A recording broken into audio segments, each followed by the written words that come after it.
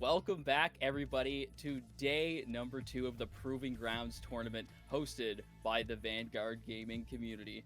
My name is Kirk, and yesterday we started off with Cracked and Discount Austin Powers, but today we will be previewing a new face in the casting booth with me here today. Welcome, Kilted Havoc. Sir, how are you doing today, and what is your plans for this tournament? Do you think you're going to be exciting? Hey, good morning, Kirk. Good to meet you. Good to have you. Good to be here. Good to be had here, I suppose. It's been a hot minute since I've been on camera, so I apologize in advance if I'm a little bit nervous at this point. But no, I think it's going to be an exciting tournament. There are a lot of teams that have an incredible amount of talent. There are a lot of teams that, push, drive, and fight, and I'm looking forward to a bunch of action. Yeah, we had a lot of teams playing yesterday. They were all best of ones, but today we're going to be switching it up a little bit. A lot of teams have been eliminated from this first weekend. However, they will get their second chance coming next weekend. But there's only 3 teams we're going to be seeing today. That is Unknown, New Dawn, and Vibe Check. And when it comes to Unknown and New Dawn, we really expect these type of teams to be currently still in, right? They're strong teams and they have made quite a name for themselves in other tournaments, and for a while now they've been known to be really good. However, Vibe Check is kind of one of the ones that we know that they're good, but it was a little bit surprising, right? You'd expect something like Pandaric or Aquila, something like that to come up instead, but Vibe Check have shocked me yet again, because I seen them play in the LCQ about a month ago, and they really smashed it out of the park, and they are just proving themselves to be a top tier team here in the Proving Grounds. So it's going to be a round robin with these 3 teams, which is the way that the bracket kind of works out right now. So it's basically the first team to win 2 matches gets their buy-in and goes forward, and then the 2 teams that are left remaining are the ones that will then play to stay in the tournament. Okay, so that's kind of I think that's a fun way to do it, right? It gives a little bit of who done it aspect, right? Because we have, as you mentioned, a lot of talent, and we have teams who are up and coming. Mm-hmm. So kind of pitting them against each other, if that's an appropriate way to phrase it, is kind of a fun way to manage the outcome. It makes it a little bit less predictable. Not that the outcome of any tournament is ever predictable, but we can kind of look at talent, look at the way things have gone, look at historical data and metadata, and say, okay, this might happen, this might be the way it goes. But round robin kind of towards the end makes it a little bit more fun, at least speaking from my experience playing baseball growing up. Yeah, and it is exciting that it's a best of 1 for a lot of these teams, which means we can fit in a bunch of teams. So even the teams that possibly may not have had the chance now will have the chance, because we have so many different spots open with so many different days available to show what they're made of. So a lot of teams, like I said, have been eliminated, and it's down to only 3 today, which will result in a total amount of matches of 4 in this day. We had 9 yesterday, so we're almost slashing that in half, and we'll be going for 4 today. So going back to the next 2 days of next weekend, it will be 8 games apiece for each day. So title cards are currently on screen right now. So first we're going to be going with Unknown and New Dawn, the first teams up in the bowl here today. So for New Dawn, of course, we have the captain, the IGL, Mr. will destroy you if you're not careful, Mr. Slaughter, right? And then we have Guy Aiden coming up next. We got Steezy, we got Pug, we got not Mr. Kevin, who has been absolutely dangerous with that TRG M10, and then Raisin, of course, on the reserve list, last but not least, for sure. Now, the Unknown lineup. They have been a crazy team, and they need to change their name to Known, because at this point, everyone knows who they are. So this roster is insane. Why don't you run me down this roster a little bit if you can? I can't see it. Oh, okay, yeah. So, yes. So there is a slight amount of Discord issues that we're having, but we're trying to work through it. Oh, there it is right there. There we go.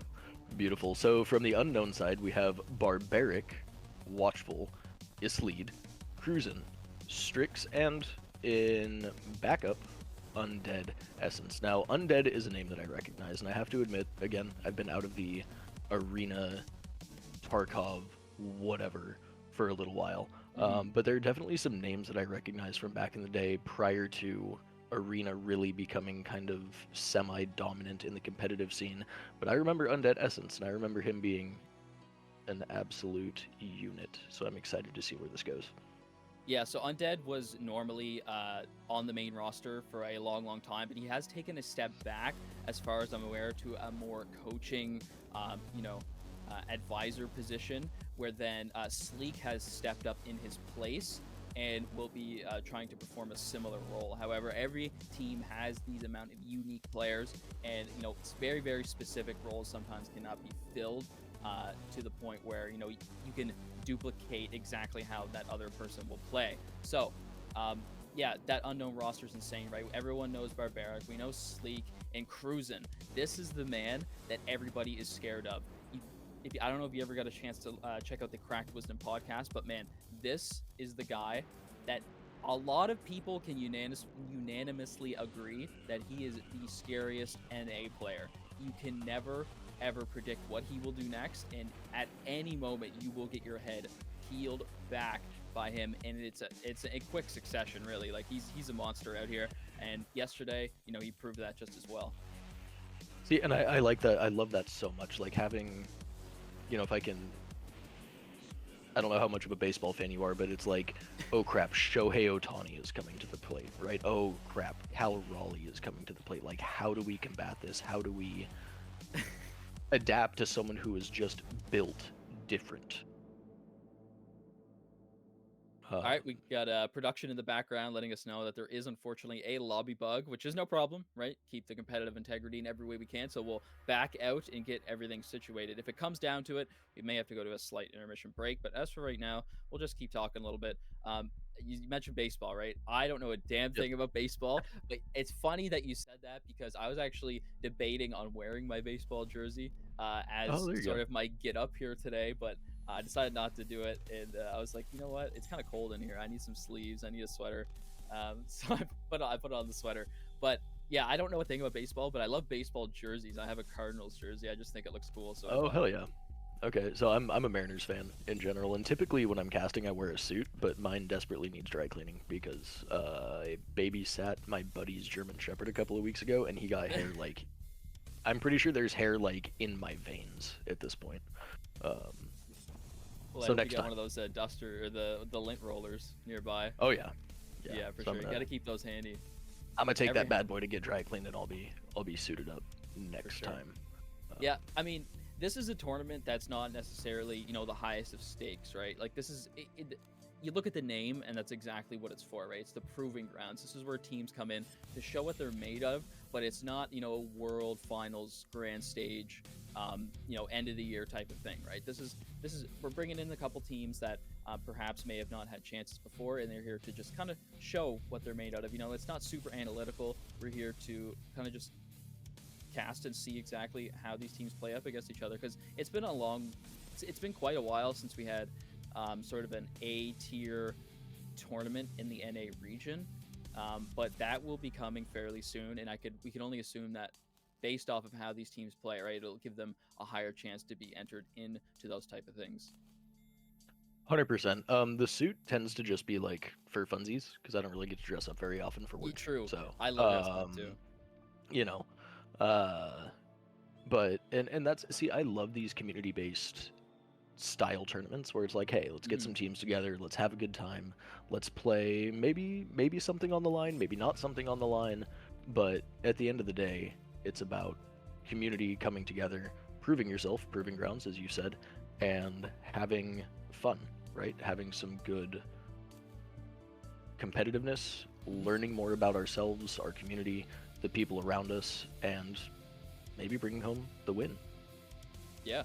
And one thing I do love about the NA scene is that all these teams, they're all friends. Like, you can go into one person's Twitch chat and you'll see, a multitude of players from different rosters in there hanging out, speaking on what's new with Arena or things that they discovered recently. So it's all a large community, which, the EU region, it seems to be a lot more spread out in those type of things. I Yep. imagine it might have something to do with the language barrier, because of course, in Europe there's many different languages that everybody speaks, so it can be hard to have a community like that. But in North America, right, everybody knows each other and everybody's friends, and it's a really nice thing to see, especially when the scene for Tarkov Arena has been dominated by the EU slash CIS region for a long time now. Absolutely, and that's one thing that I appreciate about this tournament in particular, and is, I mean, call me a little bit biased, but I live in North America, so I'm like, damn, Yeah, man, like, can we get that's something yep, going consistently? And like you said, it's been so dominated by EU, by CIS, that it kind of felt dry in NA, with the exception of, you know, a couple of tournaments that are very, very, you know, high tier, but that yeah. those can also be intimidating and prohibitive. So, you know, like, let's get some stuff going. Let's get the proving grounds. Let's get some names out there. Also, I realized I put my foot in my mouth earlier when I was reading reading the roster. I do recognize Sleek. Yeah, I'm just that's a dummy, um, so I apologize about that. no, that's definitely a name that has been around for quite some time, right? You see it in solo queue, and you instantly start trying to lock in as hard as you can, but it seems like it doesn't even matter when I face him.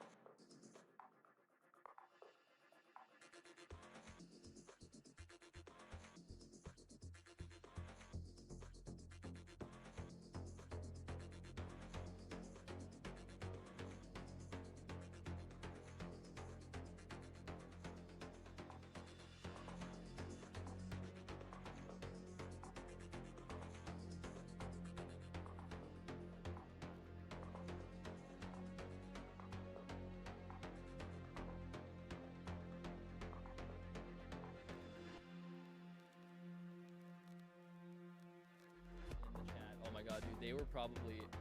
Testing. 1, 2. Are we good? Okay. All right. If anyone can confirm in the chat that they can hear us, we are of course on a bit of a delay, so we'll have to wait to see if it actually works or not. But yeah, What's our unfortunately, delay set to? yeah, probably 180 seconds. I would imagine it's pretty standard. Okay. I hope that. I mean, was that whole time not? Could they not hear us that entire time? Because we're gonna have to.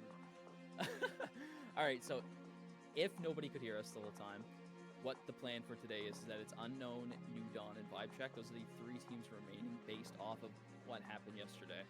There was a lot of teams, and a lot of them got put out. However, today will be 4 matches in total, where it is a round robin, and basically the first team to 2 wins is the team that will continue to go forward, and then the remaining 2 teams will fight it out to stay in the tournament. So one of them gets a little buy through, if you will.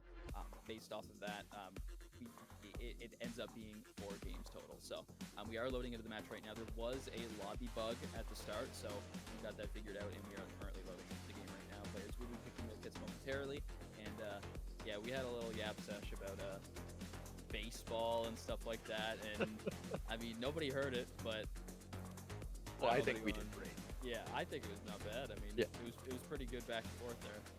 I had a great time. So Yeah. Yeah, lint rollers and suits. The rollers and suits. Yep. German shepherds. Yeah, for sure. Yeah, so we were speaking on some of the rosters there, right? Unknowns has been obviously a monster in this tournament, and others. They have a long list of achievements under their belt. They are known as one of the strongest teams in North America, and they're still in it, of course. Why wouldn't they be, right? But it's surprising that I don't see teams like Pandaric, right? Pandaric picks up the old Aspect roster. Aspect's been a monster in itself. It's surprising they're not there, as well as Aquila, right? Aquila has quite a nice roster list that has proven themselves to be a really strong team. Vanguard Gaming, right? This is VG we're talking about. This is where we are. And they, unfortunately, are out for this weekend. And I know Luke Goblin's in the background right now, probably almost in tears. First step cry, right? We talked about that. First step cry. So I'm very excited, as we talked about just for a little bit, to see NA teams really coming out and being able to shine, especially two weekends in a row, right? So we have yesterday, which you said 8 matches, 9 matches, whatever, and then we have today, which will be 4-ish, and then Yep, 4 today. next weekend is going to be 8 matches each day, from Yep. what you said. Yep. So I'm just, again, biased, but NA, like, I really want to see us get NA into the big stage, into the big scene. And Yeah, for sure. getting into our first match now. Yep, so before this round kind of pops off, let's get another introduction here. Of course, my name is Kirk, and we are bringing on Kilted Havoc today. Mr. Kilted Havoc, his first time in the Vanguard Gaming booth with me, so I'm very happy to have him here, and I'm sure he's happy for the opportunity as well. Yeah, absolutely. It's been a hot minute since I've done some casting. I'm Kilted Oh, Havoc, for those hello. of you who don't know me. But it's, I'm very excited to be here. It's been a long time. I'm stoked. Yeah, thank you very much for joining us here today. And already we can see an explosive match where Sleek is just ready to take the head off of Slaughter, who thought he could get a little bit slick with the boost up, but he was ready for it. However, on the other side of the map, Pug was doing some work on his own, grabbed a double kill, and then Guy Aiden is here to secure that third. So, actually, that would be the fourth. So Cruisen's the last one alive, and this is the member that we talked about on the Unknown roster that is universally very, very scary. A lot of players will agree that he is kind of NA's captain, right? And started, wow. All right. Cruisen thought he was going to do a little bit something there, but Sneezy had more plans for him. An explosive end to that round for New Dawn, who's surprisingly come out on top, even though Unknown seemed like they were ready for their strats. Yeah, and so that's again one of those unpredictable things that we were talking about just a moment ago, where we have stacked rosters. And it could really be anyone's game. It could go either way. Yeah.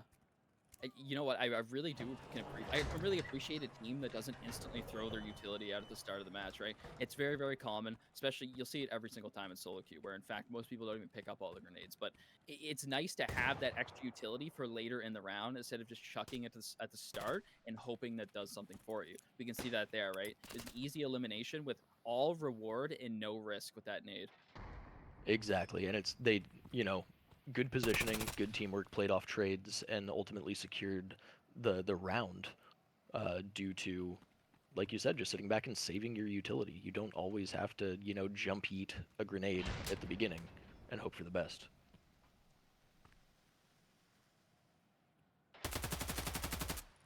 Here we go, Slaughter. He's been known to have a couple nade lineups under his belt. Ones I've seen before have been around the ambulance area. However, it looks like he has practiced a little bit more. And here's another jump up here. This seems to be New Dawn's little strategy here. A beautiful kill from Pug with assistance from his teammate. I didn't even know about that jump up, to be completely honest. That was an interesting peek angle. Be kind of curious to see that replay, just because I want to learn how to do it. But goodness gracious, so we're 3v4 right now. Bomb goes down, but bullets start flying shortly after. 2 for Unknown, and then Pug grabs 1 for himself. Barbaric from the back line with the ASVAL takes the head off of Slaughter, but it's all up to Mr. Kevin right now. This guy was taking bodies yesterday with this TRG. It is a one-shot menace, and even if he needs to back up, he's got a beautiful APM round in the back with that VPO 209. So as he continues to go forward, he actually does not get the audio cue, and the device is going to be activated for absolutely free. He does not hear it at all. That is so unfortunate. Audio. And Strix had the perfect timing. That was a beautiful take. Unfortunate on the audio, obviously. That happens. But can we talk about that shot where... I don't remember who it was, but came around the corner and just straight to the chest, center mass, dumpstered him. What a beautiful play. Yeah, so that would have been Sleek, if I'm not mistaken. Sleek would have barreled around that corner.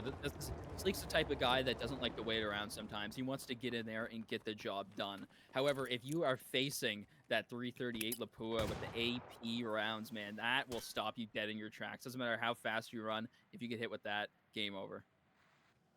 Yeah, I mean, Lapua is just gonna turn you past tense very quickly, especially in skilled hands, right? Like Mr. Kevin. Love that. Also, I have it's not my squirrel, but I have a yard squirrel, and I affectionately call him Kevin. What? So, yeah. What the heck going on down there? All right, so I've been told by a little birdie in the background before this game started that New Dawn has prepared quite a lot of strategies here today, and they are very, very confident in being able to take out the Titans of Unknown, which when you look at kind of statistics and previous placements, you would expect Unknown to win this game. Not without a fight, though. New Dawn are known to put up a good fight and never give up to the very last second, but yeah, I've been told that they're ready for this. They're ready for it this time. And I'm very excited to see that, right? I don't like, what do you call it, shutouts? Those are not fun, unless it's the Mariners playing, then shut everyone out, because we need another sweet 116.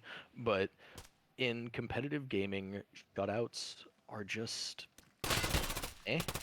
It's nice to see people not give up. It's nice to see these exchanges over by the, God, what's that called? Over by A. Shots trading back and forth between Pug and the TK. No, but still trades out. Yeah, that's a tough one for sure. As the round continues forward, though, it's up to Barbaric and Strix. Barbaric going to try to redeem himself here, unfortunate with the TK, but he has to get a couple more on the board if he wants to kind of make up for his slight mistake right there. It was tough, but he's actually in the flank right now, but he jumps down, but it's not enough, and Strix! He TK'd Barbaric in return. I really hope... I mean, there's no way that was intentional. No, that would be... I mean, that would just be silly goose shenanigans to intentionally TK during a tournament, right? That's not something that one would think you would do. He is cooking, though. Barbaric up here with 5 kills already. Call it 6 if you count Sleek. Call it 6. I don't know about y'all, but in my house, TKs are 5 push-ups. Like, I don't know if that's... Oh, okay. I mean, that's fair enough. I mean, as Yeah. gamers, you know, we could all use a little bit of exercise sometimes. And Spending or too much time in Kevin the chair. coming right off the bat. Just didn't see the kill, but definitely heard the shot go off and saw that that ticker up in the top right corner getting Yeah. Sleek off the map. Sleek, again, an absolute shooter. That is a big boom. You'll hear from anywhere on the map. It doesn't matter. Even if it's suppressed, you will hear it. It's decent recognition though, right? Because we know how important that generator position is on near that A site. It's a key point in holding off the attack of New Dawn. So they, you know, he instantly runs there to try to catch that player off guard that's holding that generator position, which Sleek did in the last round. So it's going to be a pretty decent chance of him being there again, and he recognizes that and does it very, very well. And Watchful taking some shots from what appears to be the bow of Heli. Oh! Barbaric coming around the back with that nasty AS Val, getting 2 before getting traded out. Slaughter actually did headshot him there. He tanked it, but Pug was ready to clean up the mess that he made. Bombs down. Very, very nice kill from Watchful. Quick and clean. Just goes back in. No more risk. You know, you can wait for your teammate here to come to support you. Seeing these rotate, seeing this coverage back and forth is such an amazing thing to witness. Watchful's a monster with it. I'm reloading. Oh my god. Using that, what is that? Is that the Igolnik, the 7N40? If it says PP, No, that's not no, Igolnik. PPBS. That's right. He did it! He closed it out! Watchful was the last one clutched remaining it on out. site. He was anchoring since the beginning. Even when there were still 3 members left from the New Dawn lineup, he had a red thorax and still continued to push forward to victory in this round. Excellent shot placement, recognition of audio. We saw that, right? He turned around and checked the player through the wall, giving a call out to his teammate. It was just excellent. Everything on there was... Everything from Watchful there was a 10 out of 10. And I mean, map knowledge plays a huge role in that, right? Taking that key position, covering the bomb, knowing your rotates, knowing your peaks, knowing your angles, and also just being built different with a steady hand, good aim, and knowing how to hold a point without overextending yourself to turn what is objectively a man disadvantage into a win. And what's going on here? There's just a straight push through the smoke. Is cruising. He grabs one, but is, of course, I would hopefully expect that he gets traded right back out, and he does by Slaughter. We can hear a nade being pulled out, right? So Watchful's going to be hiding in this corner to just kind of keep the space from any possible underhand nades. And there it is right there. That's going to be a generator nade. Slaughter knows there's going to be somebody generating nearly every time. And as we can see, Sleek is still yet again there, with Mr. Kevin also watching that position ready with the TRG. That TRG is such a terrifying weapon. I mean, just like that brief glimpse of him just ADSing through the smoke. Guy Aiden coming into Barbaric, Sleek trading out Pug. What is happening right now? There is so much going on. Yeah, just there's back and forth. Yeah, different fights from all across the map. Guy Aiden caught with his weapon down. Sleek takes full advantage in 2v2. It's even up right now, but time not super on the side. However, space now is as Slaughter makes a desperate attempt to get onto site, and it pays off. Getting the bomb down. Absolutely. Now a 2v1 on site. There it is. Now they just have to defuse, and that's a round for Unknown.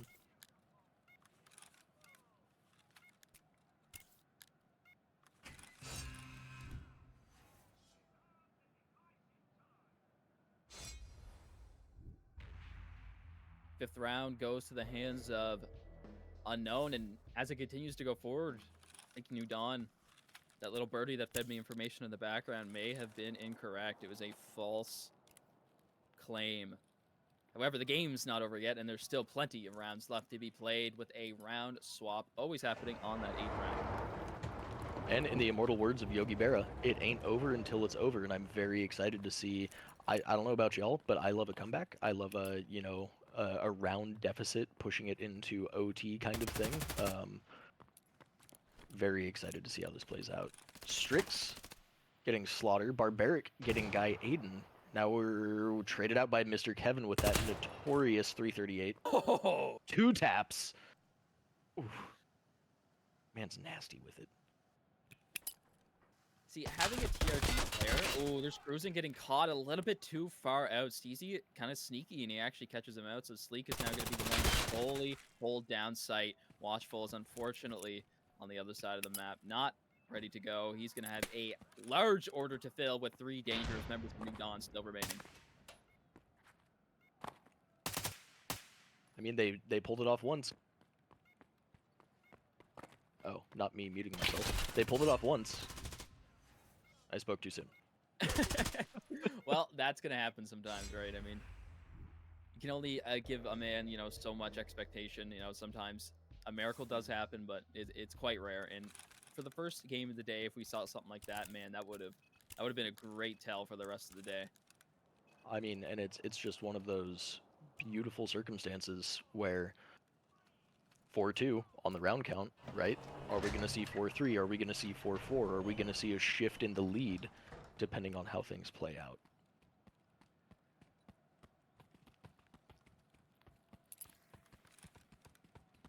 Seventh round coming in, nearly at the end of the first half.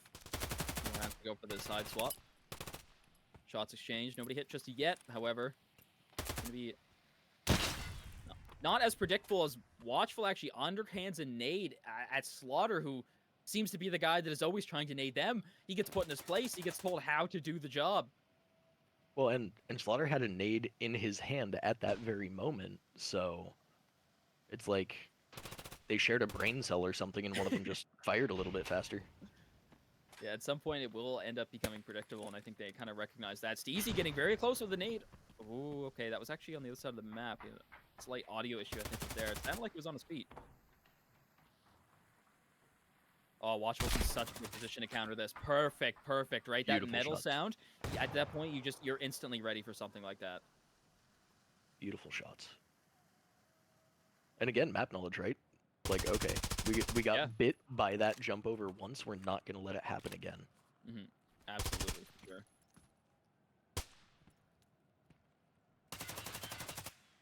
Steezy very aware of multiple positions here. You can kind of give that information to his teammate, Mr. Kevin, but unfortunately, he's going to fall. Mr. Kevin will, however, get a kill of his own. And Blake now positioning himself. Oh, Mr. Kevin! God. He takes out the Hoppy Bunny of Sleek.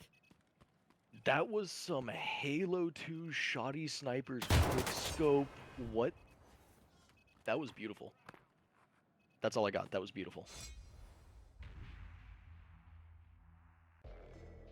It's so much more impressive, right, on a gun that can only shoot one bullet, right? If somebody takes a jump up, you can just sort of full auto your rifle in that general direction. In a decent amount of time, you'll pick it up, right? You'll get the kill. However, with that TRG, it's exceedingly more impressive where you only have one shot and you cannot miss that chance. Yeah, I feel like there's an Eminem song about that. You only got one yeah, shot. I was actually going to say that, but I was like, that would be kind of cringe. I mean, it is now rent-free in my brain, so thank you for that particular hyper-focus trigger.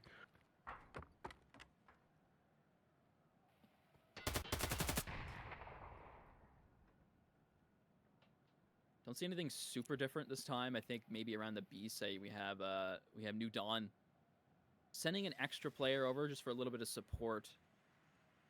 However, not pushing too far. This is where you want to get like sort of your audio callouts. You want to try to hear as many members of the unknown lineup as you can, and then make that aware to the rest of your team. However, Strix is focused on 2 members at once, and he actually gets away with killing one and then instantly focusing on the other. Steezy's going to rush up as he hears the stims being popped, and Strix is actually going to get caught out right now, and it seems like they're in opposite positions all of a sudden. Steezy makes the play, right? He has the right shoulder there. He knows he's better to swing there than the other, so he takes full advantage of that. Is going to back off to support his team now that they have a lot more breathing room to work with here. And that, again, beautiful, beautiful map knowledge, beautiful audio knowledge there. Going in, securing the equalizer effectively, and then peeling back to support the team to try to execute the strat, whether it's plant or hold. Obviously, UN in a little bit of a round advantage right now. Kind of puts ND on the back foot. Pug's gonna take his chance because there's only 20 seconds left on the clock. He does end up getting cruising on the anchor, but Watchful's still ready to go, right? He's got 2 kills and he's looking for more. He is hungry. Those 45 round mags in the AK-12, they can be dangerous. You think he might be out, but he's still got more coming. Sleek in the background picking up Pug, and Barbaric is gonna be the one to try to take down Mr. Kevin right here, but not with some support from his teammates. The smoke is in. Yeah. See, I'm getting all hyped up, and then I realized that he has no chance because of the time. So I was hoping we could get some more TRG kills there, but there's only so much you can ask for with a short amount of time left on the clock. It's still okay to get excited though, right? Because crazy things happen in Yeah. the last seconds of a match. We've seen it in the past. We've even seen it today in that 1v3 clutch. I'm sure there's plenty more excitement to be had in the final seconds of a round. What's your opinion on the battle pass skins? Do you think they make weapons look pretty cool, or do you have any favorites? So I haven't played a lot of Arena since the Battle Pass dropped. I played a little bit. I like the idea of customization in general. I like the fact that the Battle Pass is free, objectively. I mean, Yeah, absolutely. if we want to get philosophical about it, like nothing is free because time is money or whatever. But I like it. I think it's cool. I think there are some fun options. I think it gives you something to work for other than like a letter grade on your character. Yeah, And absolutely. it's fun to incentivize just playing the game, especially for free. It's very well said. That's a great point. Absolutely. Encourage more people to come on and enjoy some Tarkov Arena. Yeah, absolutely. I'm a giant WoW nerd, so like, Okay. yeah, I know. I never played WoW, but I can imagine. I know how complicated that stuff can be. Well, and there are a lot of things that you just get for playing the game, right? Like obviously you have your monthly subscription or whatever, but you're like, oh, I collected 100 mounts. Like here's a cool title or whatever. And so I like those aspects. I mean, Cruisin' coming in with that V40 on Steezy. Slaughter maybe looking to trade out. Guy Aiden coming to get Watchful with that. What was that? Was he rocking the spear? I didn't see the gun Who was it, sorry? Guy Aiden. Was he rocking the spear? Yeah, it looks like by his picture there, it looks like it could definitely be a spear right there. Barbaric going pretty crazy this round. He's already picked up a couple kills now.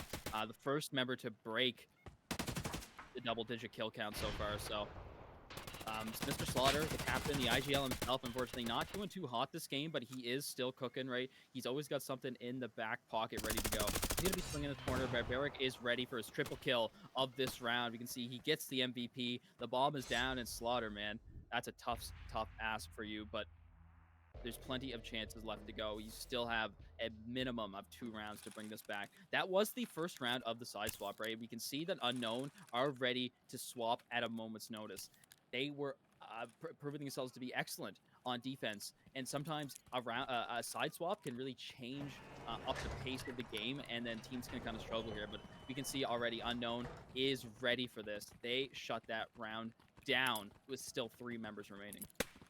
Absolutely, and that speaks to their synchronicity. That speaks to their ability to adapt. It speaks yeah, exactly. to their cohesiveness as a unit, as a team. For sure, absolutely. Now we have 2 snipers on the map. Yep. Very curious to see how that plays out.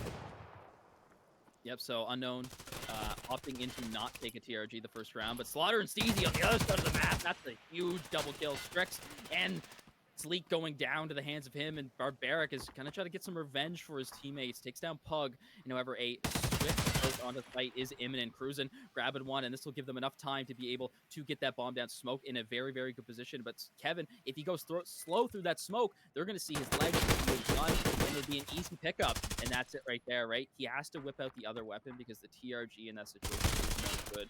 Doesn't have the full auto capabilities, and he gets punished for it. Steezy, the last one remaining for the New Dawn lineup, gets put down, and Unknown go up to 1 round away from victory.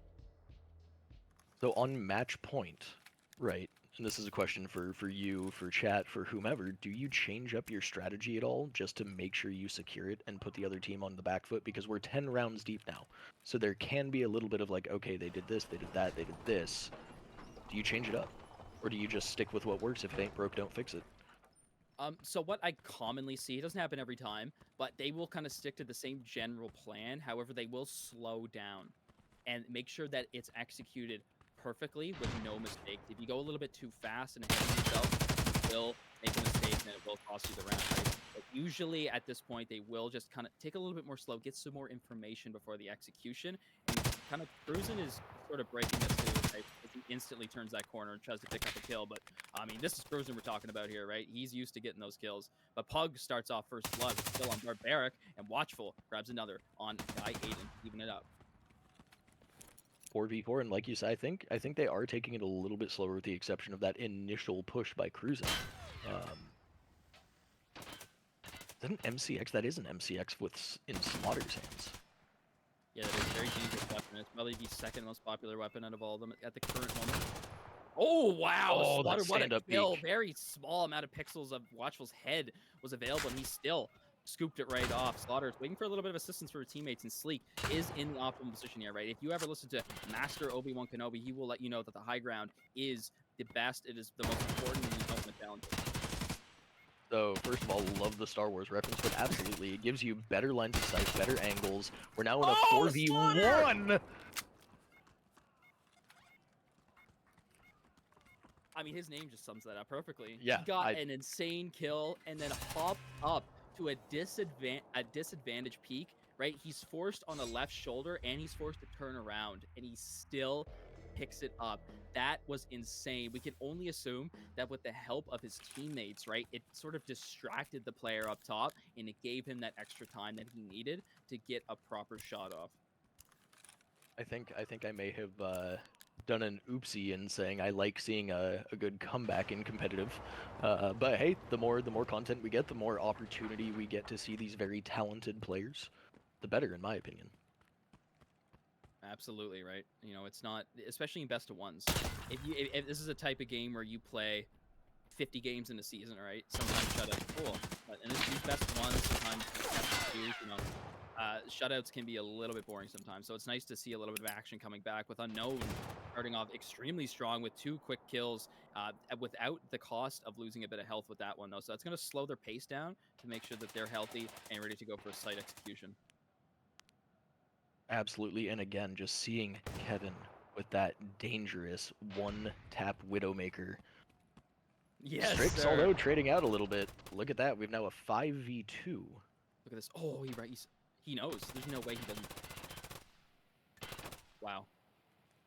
All right, this is tough, right? You only have one site of execution, which could be, yep, there it is, easily smoked. Yep. And Strix and There's the Barbaric trade clean out. up the round. It's not much you can do there, right? That smoke was absolutely perfect, and that is why you don't throw all your utility at the start of the round and just expect it to work. Sometimes saving it is very optimal, and it proved itself there in that final round, where Barbaric, as the MVP, and Unknown, the rest of his team, take it down for the first round robin game of today out of 4.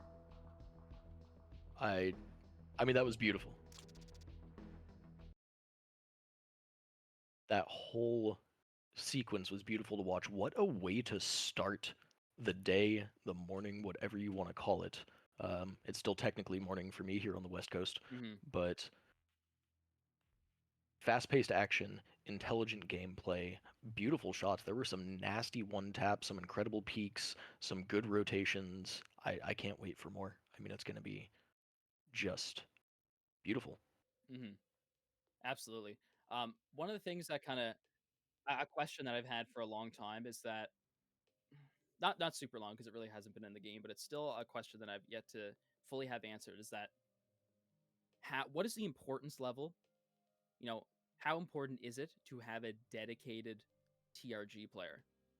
We know it is important, right? Because we know the amount of danger that that gun possesses. However, we can see that the more optimal team here, being Unknown, was the team that didn't have a TRG player at the start.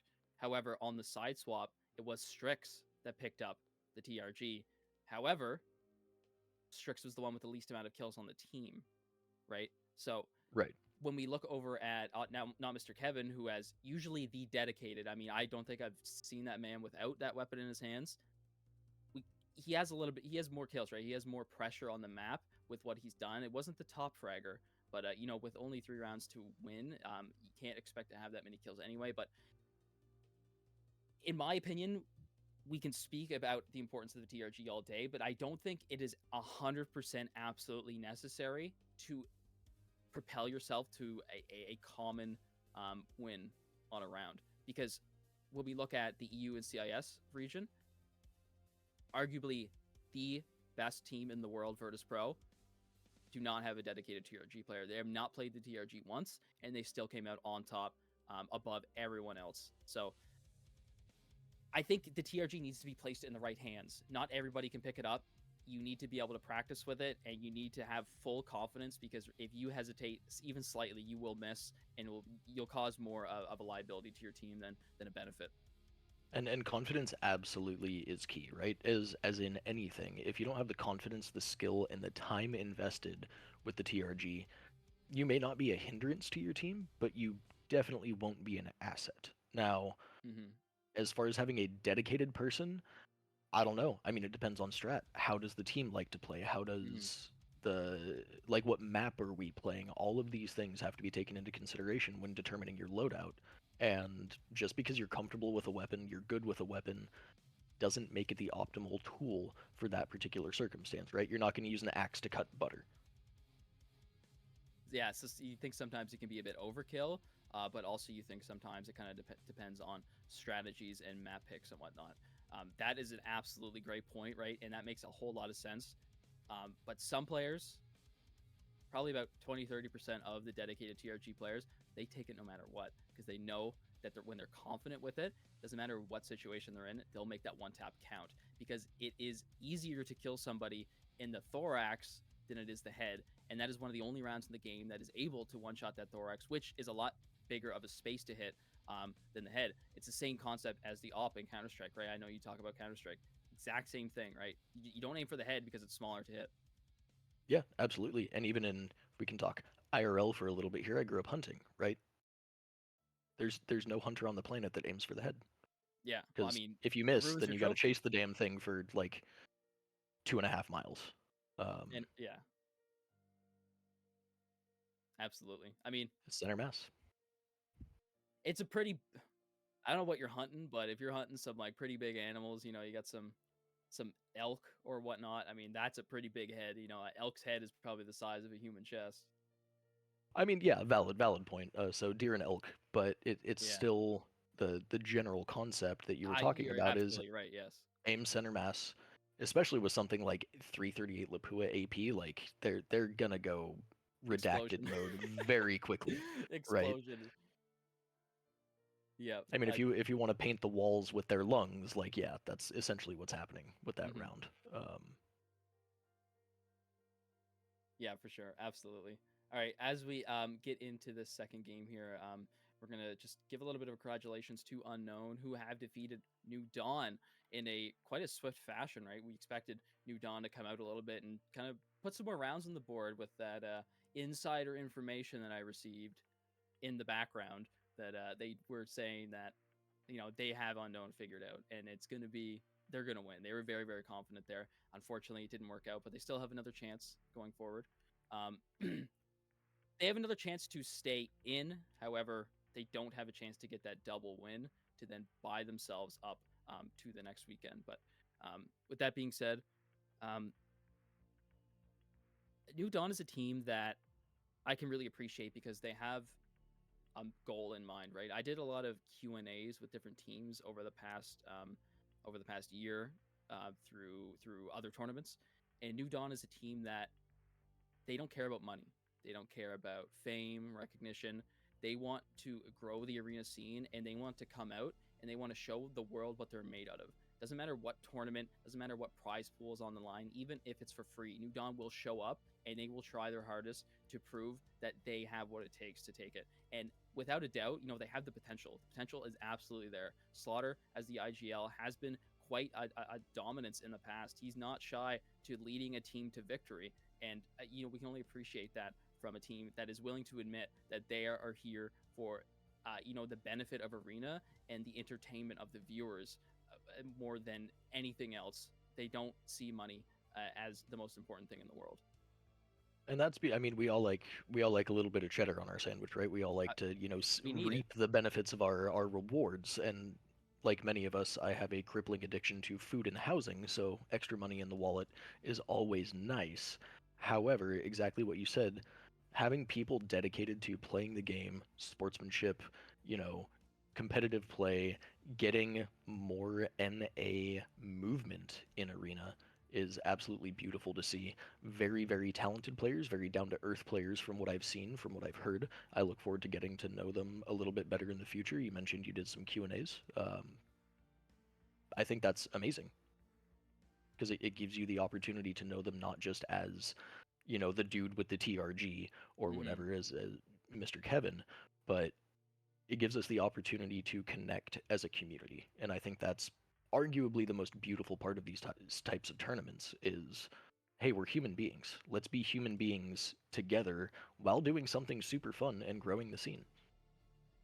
Yeah, absolutely right. And we had a little fun fact about the New Dawn team, but how about a fun fact for the Unknown team?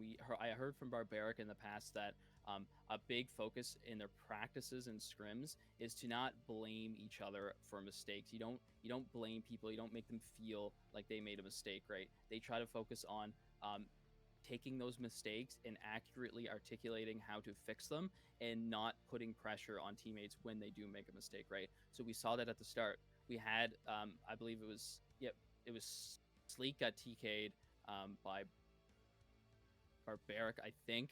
And then TK did come out later that round as well, right? So based off of that, there was no TKs since then, right? It was a one round mistake. They picked it up quick. They didn't blame each other. They didn't get upset about it. And then pushing forward, they worked on it. No more TKs happened, and they ended up winning the game quite cohesively. So that is nice to see that they are a group of friends that aren't afraid to call out mistakes, but not make them feel bad for it.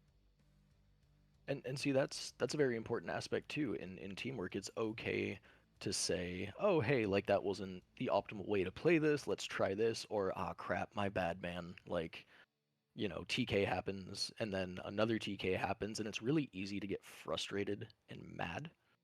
Hmm. And as you said, they very clearly demonstrated that that's not on their radar. That's not in their gameplay style. It's like, damn, that sucks. Let's pick up, move on, and they came out with a win.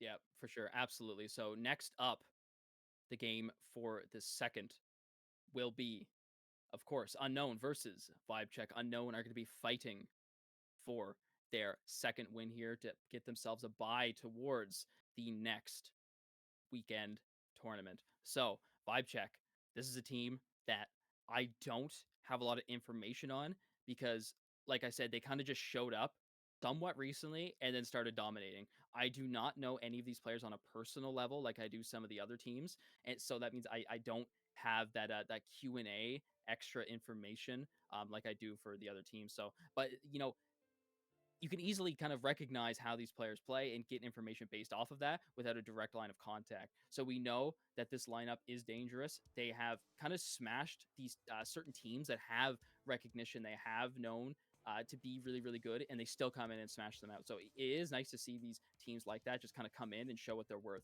This is the roster that I've been looking at: Nismo, Index, Roach, Boa, Dom, and then on the backup, we have Amesy and AG, right? So a couple of changes in the roster since the last time I seen them during APS. However, I know that there is still a decent amount of players that have been there. So Boa has been the guy to be looking at in terms of if you're interested in just straight up kills, straight up just head hunting, if you will. So he's been the man for the Vibe Check team to rack up those kills fast. However, we all know that's not all about kills sometimes, right? You can work on positioning, you can work on putting pressure, taking map space, but kills can be definitely the most exciting to watch. So if you're interested in that, make sure you have a look over at Boa because he's a monster with it. However, back to the Unknown roster, right? This is a roster that you know a little bit more, Kilted. So based off of what they played like last game, how do you think that how do you think that they're going to show up in this game, even though Vibe Check might be sort of a wild card for them? So, given the wild card status, I would expect kind of the like Kevin maybe sticking on that TRG to maybe hang back a little bit more, not take as many of those up close and personal peaks. I think that it's entirely possible we could see more of those beautiful 1, 2, and 3 stacks from barbaric or not barbaric. My brain just short circuited. Sleek, Sleek, or thank you. sorry, Mr. Kevin. If you're talking about the TRG. Yeah, yeah. Sorry. Um, and so Wait, it'll wait, wait, wait, be. wait, wait, wait, wait. Oh wait, I am No, no, completely not Mr. Kevin. Yeah, discombobulated. yeah, okay. Sorry, Yeah, yeah, like I yeah. said Okay, earlier, I was right. folks. Barbaric and Yeah, yeah, yeah. Sleek with So it with was these. Strix was the one that whipped out the TRG on the second half of that last game. That's right. Okay. Um, sorry again. Two brain cells fighting for third place, and they're Yeah, both losing. It's a yeah, good thing but I'm pretty because I sure ain't smart. So well, like I said, we are having slight Discord issues in the background. It's no big deal, but sometimes it can kind of mess up with the rosters and stuff that we're looking at. So, I would expect to see another solid performance from Barbaric and Sleek. They're not afraid to push. They're not afraid to do what has to be done. They're not afraid to pressure um, point. But again, as you mentioned, Vibe Check, little bit of a wild card because they're new-ish to the scene. So I Mm-hmm. think this might be a like unknown figuring out the vibe, Yeah. pun definitely intended. Yep. To kind of Absolutely. see what the gameplay style is going to be and see how to push towards victory. Mm-hmm. That's a great point, right? And when we go on to the map pick, of course, we are going to be going to Fort, which we saw yesterday twice out of. Yeah, it was twice out of the 9 games. I think it was twice. But so it's not as popular. Bulls have been definitely getting a lot more favor. However, I don't know where the hell Bay 5 is. Bay 5 was dominated in every single competitive scene for so long. They loved Bay 5. Not necessarily talking about these two teams, but it was everywhere. And now all of a sudden we're getting Bull, the odd Skybridge and the odd Fort. So it is really interesting to see sort of Bay 5 being kind of pushed out of the favor of some of these teams. I know it's popular in the CIS region. However, NA has been a lot different, and they've proven themselves to be, in terms of playstyle as well, different than the EU and CIS regions. But coming up for Fort here right now, right? I'm pretty sure Unknown did play here yesterday, and of course they won. It was pretty good. They did very well. However, Invictus was a team that actually showed up against them for 6 rounds and still kind of or no, sorry, it's Pandaric X. So Pandaric, an Unknown yesterday for the second game that Unknown played. They won 9-4. So similar to that last game, but Pandaric X it's a team that's been around a lot longer, actually since close to the beginning, and with that team member of the IGL Oberst Tom, right? He's been in arena since the beginning, so he knows how to IGL and he knows how to lead the team. And they still couldn't even put 5 rounds up against Unknown, right? So they are scary regardless of what map they're on. They have experience on Fort. They know their lineups. They know where to not stand. And the biggest thing about Unknown on Fort is you're going to want to watch Sleek, right? So the most important place, other than probably mid, to take control of is that lobby area. So Sleek has fought over that lobby area time and time again. It is every single round that they go to that side of the map, Sleek will rush there to take that. We know how important it is because it has 4 different um, entries to get in that room, which means you hold a lot of pressure and you can stop a lot of rotates. So he gets in there. He tries to take it with the best of his abilities. He usually does end up taking it, and that will usually lead to Unknown getting the bomb down with sort of not very much resistance on the side of the opposite team. However, Vibe Check, like I said, you never know what they're going to do, right? It's kind of hard to read these guys, especially when there's not much to go on in terms of VOD reviewing. And since they also had roster changes since the last time we've seen them. Sorry, I missed just a little bit of that. I went and got myself some more hot bean juice to make me go faster. Um, Yeah, I but was just the looking on. I was just gonna say, hey man, look at Sleek. Right, lobby is an important position on this map. If they go on that side of the map, Sleek will be fighting for it, and he will most of the time take a win out. Right, so Vibe Check, they're gonna have to try to challenge that somehow. well, and you were talking about map selection earlier as well, I believe, being kind of a key element in, and you see it in competitive shooters across the board, right? Teams have their maps, they have their places, they have talent on all maps, certainly. However, comma, the ability to choose your spot, right? Like to Sheldon Cooper it more or less, like this is my spot, absolutely plays a role. Um, I was like, where the hell is he and going with this? So I was like, oh yeah, all right. it plays a role. Trust me, the spiderweb brain, spiderwebs. But just the talent, the map knowledge. Also, thank you for showing me that map because I'm not super familiar with Fort. Is that called Dildo? Actually, Yeah, like yeah. that's the call out. So here at the Vanguard Gaming channel, we are a little bit more lenient on sort of vulgar words, so you can let a cuss out every once in a while. So typically we don't say dildo. We have another name for that, but as of right now, that's fine. Okay, I just wanted to like make sure. I was like, Yeah, is it that? is weird. I don't know Can I? who the hell Can made I? that map. So I Can want I to talk to say the that? person who made that.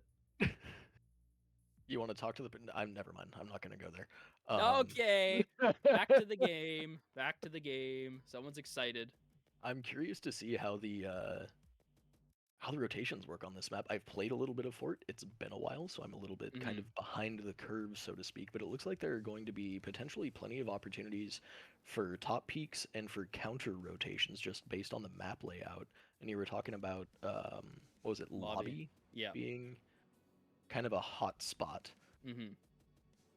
So yeah, lobby's Very, extremely very important interesting. because yeah, if you look at this map, right, you have four different entrances to get in here, right? You have access to A main, you have access to mid cut, and then on A site, there's two different doors that get into kitchen, and then kitchen leads into lobby through two more different doors. So on the left side of kitchen, looking from the A site, will be sort of where we expect Sleek to be pushing and holding that right shoulder if they are on attack. If you're on actually, yeah, if you're on defense, you still have the right shoulder. However, that box there isn't really much cover. You can shoot through that, and it can be a little bit dangerous sometimes. But also, you have access to jungle, right? There's many different opportunities to get into lobby.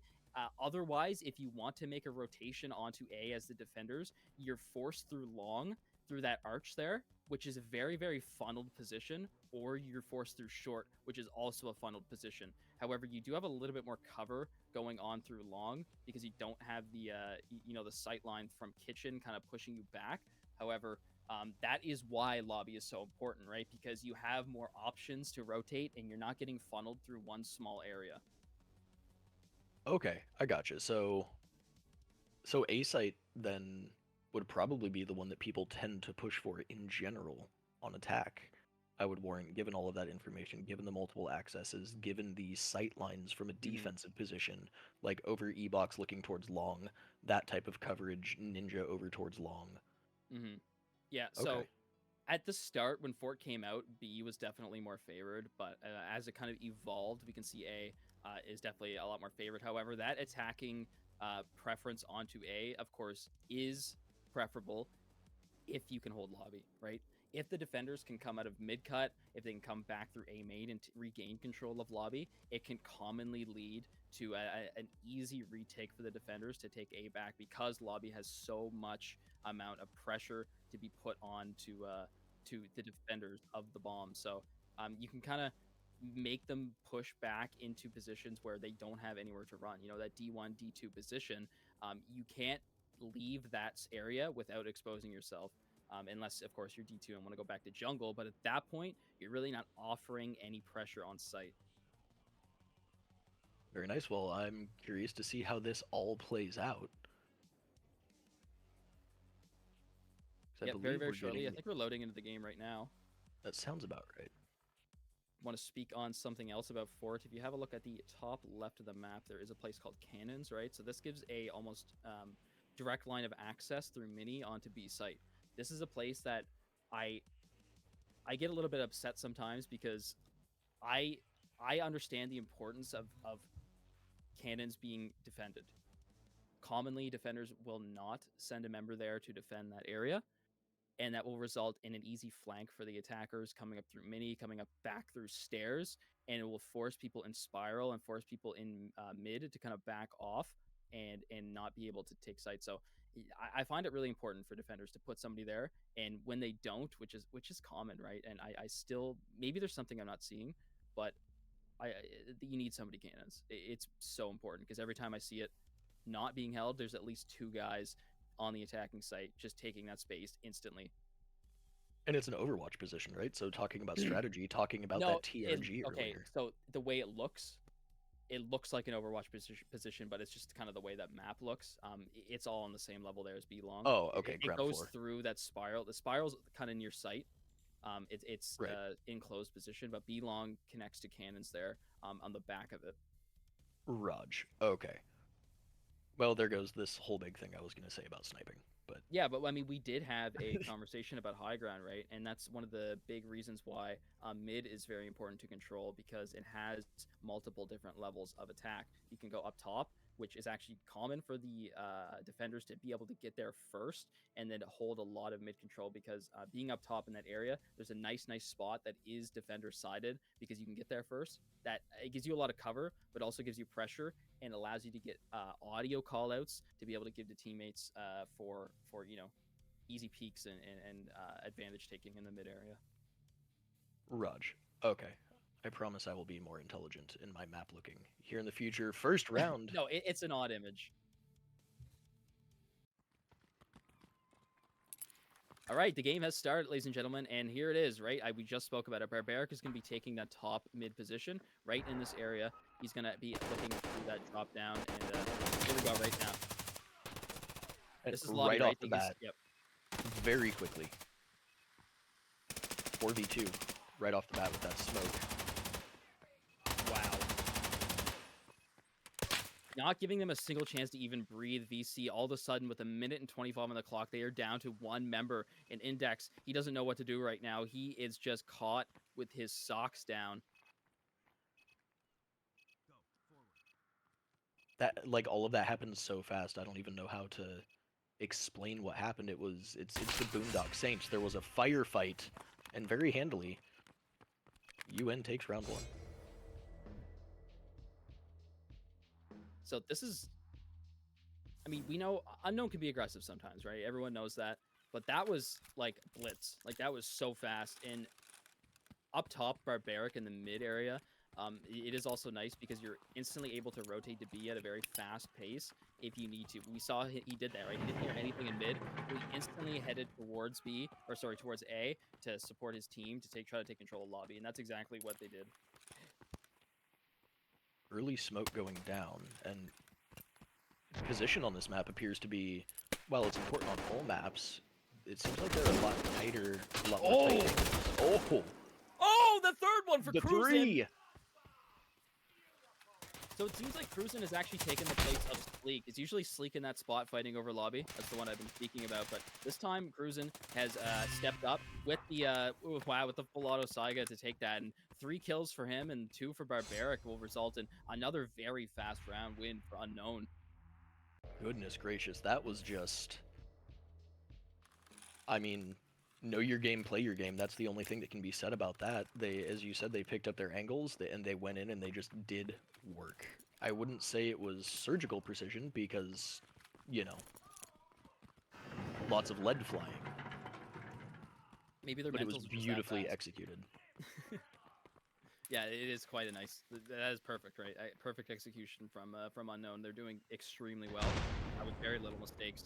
And the fact that they're able to do that in such a quick amount of time is really impressive. I mean, yeah, that was what, less than 30 seconds ish. Yeah, close to that for sure.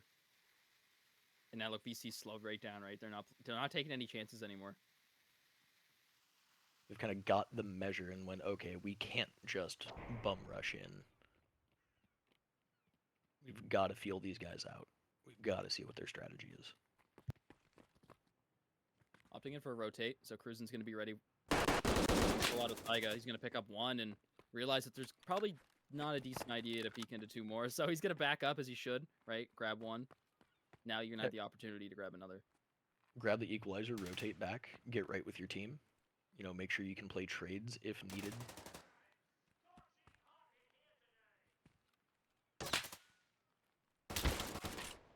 There's Cruzen again. He's dangerous with it. You better look out, Boa. That Sega is just nasty, especially with the Piranha rounds. Oofed. Oh, yeah. Oh, yeah. And Piranha's Going one of for those the plant. rounds that was expected to be have a lot of preference because it costs a lot less than Flechette, but it kind of does the same job sometimes. With bomb down now, kind of puts VC in a potential retake position. Sleek's just too dangerous with it. Dominic, you can't react in time. This is sort of the problem that you see with. Oh, well, actually, I thought Index. And I have a struggling time here, but that's Taking the second one. He's two. gonna peek it again for the third. Oh, but he Does wasn't he? able. Oh! The 45 round mags aren't quite enough. He's gonna go for a reload. Strix is very aware of that. He Oh. takes the advantage of that audio. He full swings it, and wow, look at his health bar. Check that out. 25% health, and holy crap, that But was what close a one. beautiful effort, though, right? I mean, and this is what we talk about when we talk about dedication, sticking it out to the end. Not a single ounce of give up covering that bomb, and dropped 3 people, right? Yeah, absolutely. It's just quite a feat of confidence to be able to stick that and repeat it multiple times and still keep accurate shots on the board, right? He has 45 round mags and he knows it. However, I believe a couple shots were already shot before he went for that peak, so he didn't have the full magazine to take out the one defusing the bomb. It was forced to back up and fortunately got caught in the reload. But now, I mean, that has to be a confidence booster, right? Oh yeah. I mean, Down 3 rounds, gonna, but hey, yeah. just torched 3 people in the final seconds after getting bombed down. What a beautiful play. And now that's going to actually probably make Unknown realize that, hey, we can't get overconfident here. We got to really, really play for the teammates. We can't just let them go one by one. We can't give them 1v1s. We have to force a play that will give us an advantage, right? So maybe next time, if they're in that situation, they'll send somebody back through cannons to challenge them from the back angle. And we can already see evidence of that kind of slower, methodical, okay, let's step back. Let's hold up a minute. Let's maybe toss some rounds down a hallway to see how the rotations are going. Strix taking the first on Boa.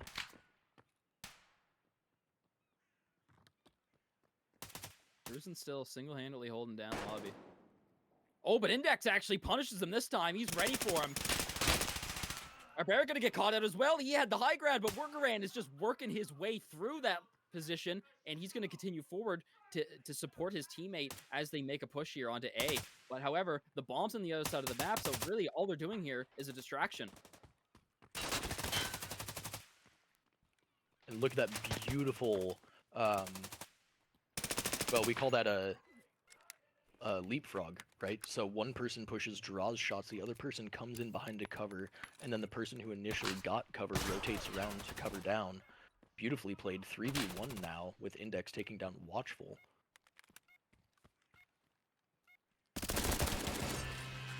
There it is. Sleek, yeah.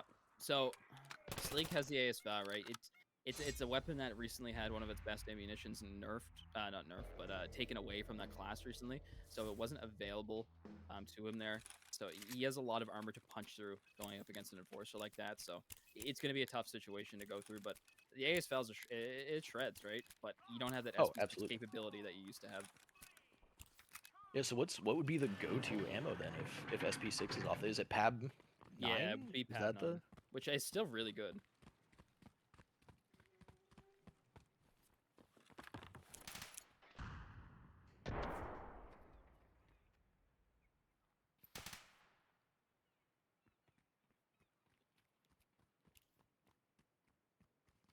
I'm literally on the edge of my seat because this has been just non-stop action. Like I can't. And there's Barbaric going dangerous.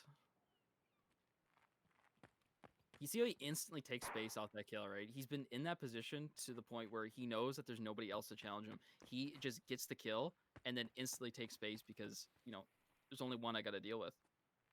Yeah, absolutely. If you have that map knowledge and you have that audio knowledge, just go for it, you know? Get the kill, advance, secure your local area, right? Secure your zone, your bubble. Oh. Unlucky. All right, well, I mean, that happens. It's happened before, but they still have a decent amount of members alive. It's actually even now. It's still seems like, oh, Dominic from the back line all the way on B. He's going to grab one and then try to rotate for his team. There is still another one also on B for the unknown lineup. So it's still going to be close to an even kind of playing field. However, on the A site, it's a whole different story, right? Because it's all up to Strix right now to deal with 3 members. And planting right now with definitely some bullets exchanged on Strix. We saw, I don't know where it impacted, but definitely did some work there.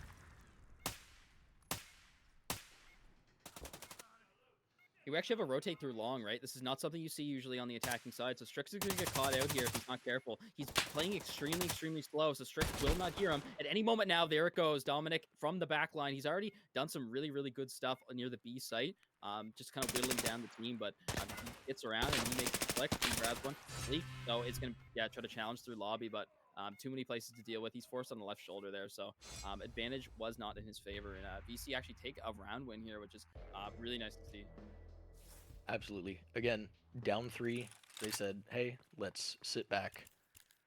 Not entirely sure what comms are going on, in the background, obviously, but my impression would be they said, okay, what we were doing didn't work. Let's reevaluate, let's reassess, let's try strat B or C or whatever tertiary or quaternary thing they have going on. And it appears to be working. Yeah, exactly, right? They started off trying to get aggressive, and then once they realized, hey, we simply can't match up to Unknown's offensive gameplay, so let's start playing it slow and try to catch them off guard. It was also quite a benefit for them to have their dangerous members so far cruise and get TK'd, so that was a huge help. Absolutely, and obviously don't love TKs, but as we spoke to earlier, this roster is just going to be like, all right, shit happens, brush it off, let's move forward. Absolutely.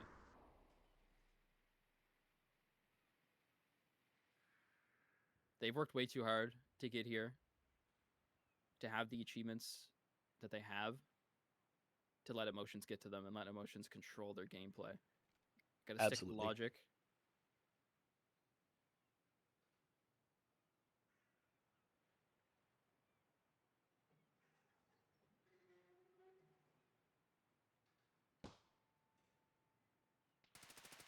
Not too much going on, but this is exactly what we expect from Vibe Check, right? They need to slowly think of their plan and make sure it's executed perfectly. Shots start to ring out, which will signal a push because there's only 40 seconds left on the clock. So at any moment now, we can see that there is that member of Vibe Check taking cannon, right? They didn't have anyone defending, so he's going to take full advantage of that. He is getting sort of taken control of, though, by the defender near spawn. But, that's 2 for Workaround, and then Barbaric grabs a quick one to trade him out. Vibe Check, though, are in a better position. Look, there's somebody still cannons, and it's going to force them to not be able to push onto site. This is important. Oh, what? No way. What just happened? They're forced in bad beats there. They still come out on top somehow. Dominic tries to go around for a flank. He's done it before. However, this time they are ready for him. Cruisin ends the round. That man is up 9 kills in the 5th round. Unbelievable. Unknown takes this round when it looks like it would solidify VC's place into a 3-3 matchup. So, we do unfortunately have a problem. There is a certain bug in the game that is quite annoying and it has to be fixed, so we will be going to a slight intermission break. However, not at the cost of competitive integrity, right? Everything must be kept fair at all times, so we will make sure we'll do whatever it takes to keep that, right? So, as we sort of get everything figured out, we will go to a short intermission break. So make sure that everybody, this is your time to go use the bathroom, grab your snacks, do whatever you need to do, fill up that water bottle because we'll be back with you with game number 2. I heard snacks. I don't know about y'all. I'm a very food motivated person. What's your go-to gaming snack? Kirk, chat. What's your go-to? My favorite chips I can't eat anymore because they give me stomach problems and I'm really upset about it. But I like jalapeno chips. Jalapeno chips. Okay, so are you talking like the Tim's Cascade style like kettle chips, or is there what's your Yeah, Are you talking so like the actual like crispy like Matthew McConaughey what he puts in his tuna salad jalapeno chips? I wouldn't know what that is, but yes, they're kettle cooked chips. They're a specific brand called Miss Vicky's. If any Canadians know about that, I'm a big fan Oh of yeah. Miss Vicky's chips. They're jalapeno flavored, but they do a number on my stomach, so I can't really eat them anymore. And I'm sad every time I walk into a store and I see them, and they just look at me. Oh, I just want to hug you, man. Like, damn, that sucks. Okay, so what's your like second choice? Like now that you know that's a thing, what do you're sitting down for a gaming sesh with the friendos? Like, what are you munching on? Um, I still like chips, right? I'm not a big like sugar sweet type of guy. Um, so I still will go with chips, but the flavor kind of just changes, right? Because if I don't have my jalapeno, then nothing really is up to par with that. So sometimes That's I'll go fair. with like some barbecue or something like that. But yeah, it's usually chips. I don't really like sugar and chocolate and stuff like Okay, so I'm kind of the same way. I'm a savory that. type of fella.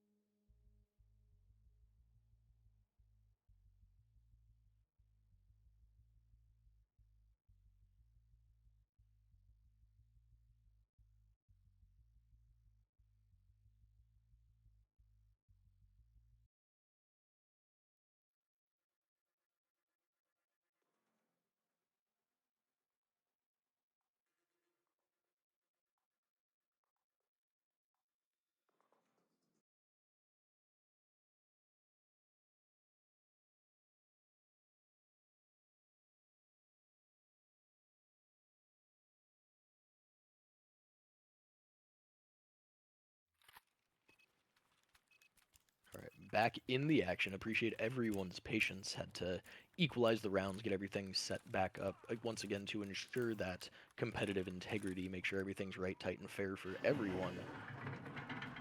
Curious to see what the break did. Were there some strats discussed? Were there any changes that are going to be made with a 4-2 in favor of Unknown?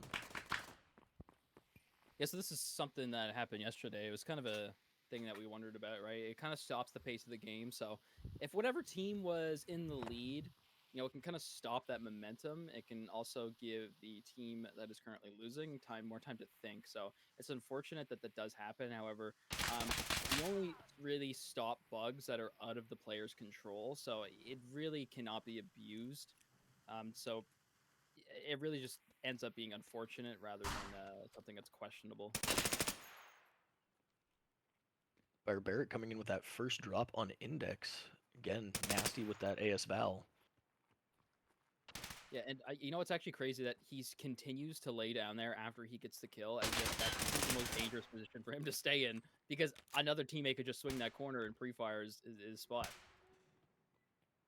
Well, that speaks to confidence. It speaks to, hey, this is my spot. Take it from me if you Yeah. dare. And I guess you are forcing them a left shoulder, right? So you will have the advantage there. Well, and on the left shoulder, with the advent of shoulder swapping, I know that's been a thing for a while now.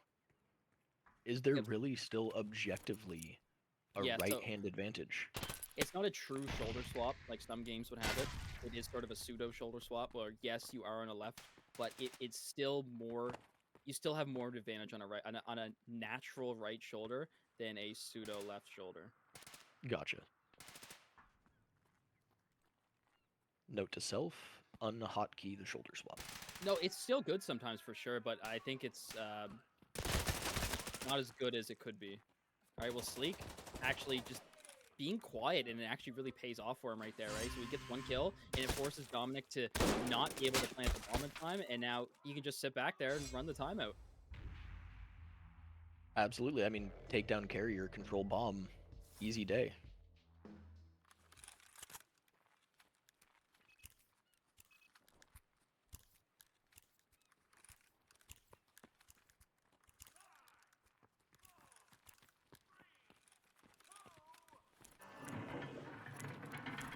Unknown proving themselves to be one of the scariest teams in North America, right? And nobody really had a doubt. They're here to show up and play, and they're playing to their highest potential like they always have. And up against a wildcard team like BC, it seems like they're reading them pretty well. Yeah, and they seem very adaptable, which is obviously incredibly important. Trying to figure out the play. Oh! Boa and Dominic. Quick 2-tap. Sleek. Trading back at least one.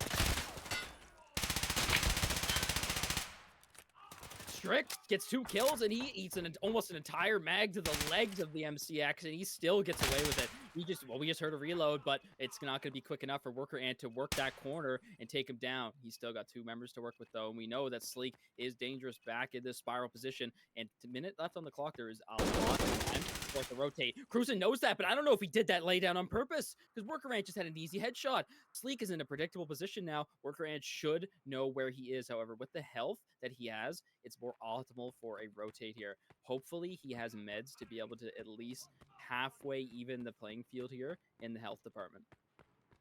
Well, and he's got a very clear distance advantage going towards the other site. He's not going to make it in time. At this point, Sleek is going to hear the bomb go down, and it's going to be an easy push. Man, you know what? I feel like this prone strat is becoming the meta, and it doesn't look good. Wow, he actually got away. This is Worker Ant. He got the stick. And this can be a ring around the rosy situation here, but you got to be really, really careful because the angles are long, right? It's not like a short box where you can continue to go around. It'll take you a few seconds to get to that other corner that you need to get to. But there is a little bit of cover here in the middle, and Worker Ant is going to get his advantage. Wow, Sleek is fast, and he's furious. Beautiful, beautiful play there. And talking about the ring around the rosy, the lie down strat, I feel like the laying down strat eventually oozes its way into a lot of shooters. Yeah. And I say oozes because, like, it's not something that happens overnight, right? Absolutely. You're right. Nail on the head, as Cracked would say.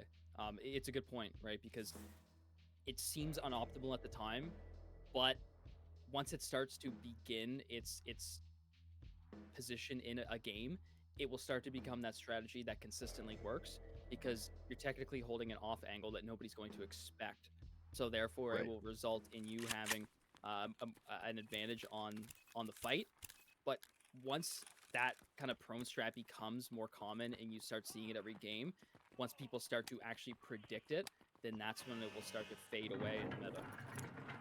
Well, and with, I mean, we see, people rocking the Sega, shotguns. It even gives you an advantage against that because even if people are aiming, belly button down with flesh Yeah. ammo, they're just going to be shoving flesh ammo into a level 4 helmet, level 5 helmet, whatever. And yeah, it's going to ring your bell, but it's not really going to take you out of the fight. That's a great point. And you know what? Some of these players are so good that they won't even let you see their legs by the time you're already got headshot. Absolutely. Look at this sneaky play. Look at this. Dominic People is in. next to each other. Look at Dominic. Oh, he gets caught. Yeah, perfect timing, Dominic. Oh, However, Sleek is beautiful. ready for revenge as he's going to push him through. Dominic gets away. Look how fast he is. Especially with that Enforcer kit. He's got a lot to deal with, and he still is fast enough. But Sleek ends up peeking it for the second time and does get him on that one. Boa, though, in the mid lane, grabs one for himself. And Bomb's going to go down, and now Worker Ant and Boa, last 2 ones remaining. With a very, very difficult take here to secure sight. 2v3. Man advantage and health advantage to unknown. And just a wicked trifecta of violence to try to fight your way into. Oh. You know, I'm really starting to appreciate Worker Ant. Even in this round and the round before, right? I like the name because I think it kind of alleviates to how he likes to play, right? He's not all about kills. Normally, he will usually never be on the top of that list because we can't really give a decent estimation on what the kills look like because of the round trades that we had to do. But Worker Ant, there's 2 different types of ants in the colony, right? You have your workers and your soldiers. Your soldiers, of course, are the ones that go to war. Worker Ant is the guy that gets the job done without getting the kills. Doesn't matter. He doesn't need kills. He just gets the job done, and I appreciate that. Absolutely, and it takes a utility player. It takes a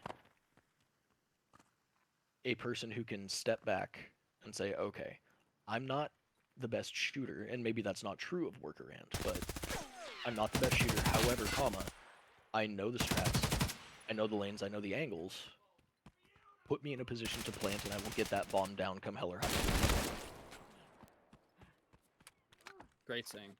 Amazing. And Bomb is about to go down A with no way to contest it at all. And check this out, right? We just saw 2 members run up cannons. What did I say about cannons earlier? Right? Yep, He needs somebody to absolutely. defend that. They just took full advantage of it, and they basically just went to their spawn almost uncontested. And we need that rotate protection. That just it illustrated the point very poignantly, no pun intended, that you've got to have that wraparound protection. You have to have someone watching your ass, otherwise this is what happens.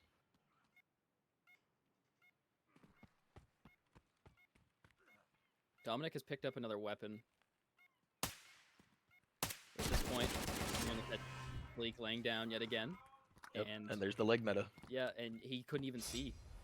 When you have your gun ADS, it takes up a lot of the bottom half of your screen, so he gets away with that one yet again.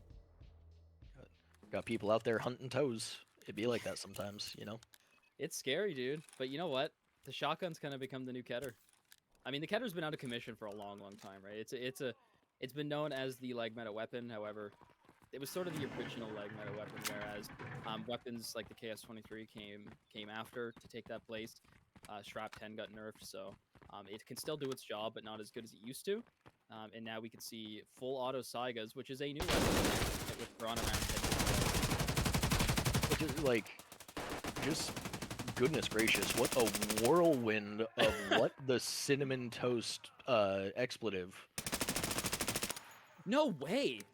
Oh, okay, no, okay, Through that the was smoke. Bruising that got that. I thought Barbaric shot into the smoke. Red Hot Barrel for Barbaric, right? So if Dominic wants to take advantage of this right now and swing it, he can. However, he's going for a rotate where Bomb is just on the other side of the map, man. Like, you made the wrong call here, I'll tell you what. And a 1v2 just taking advantage of the out of position. Match point at this point as well, yeah? Yeah, so Unknown, 1 round away from taking this, which they would have a way better score line than they did against New Dawn, getting 2 less rounds. Watchful ends the round out with that MCX Spear.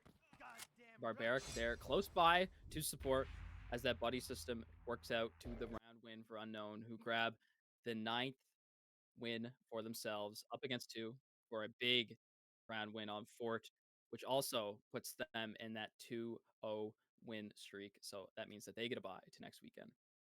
And beautiful, beautiful plays from all parties involved, especially considering that unfortunate reset that was necessitated by an uncontrollable bug. Yeah. But the dedication and the perseverance of both teams, the talent of both teams, going in, not giving up, pushing till the end, that's what we like to see in competitions. That's what we hope to see.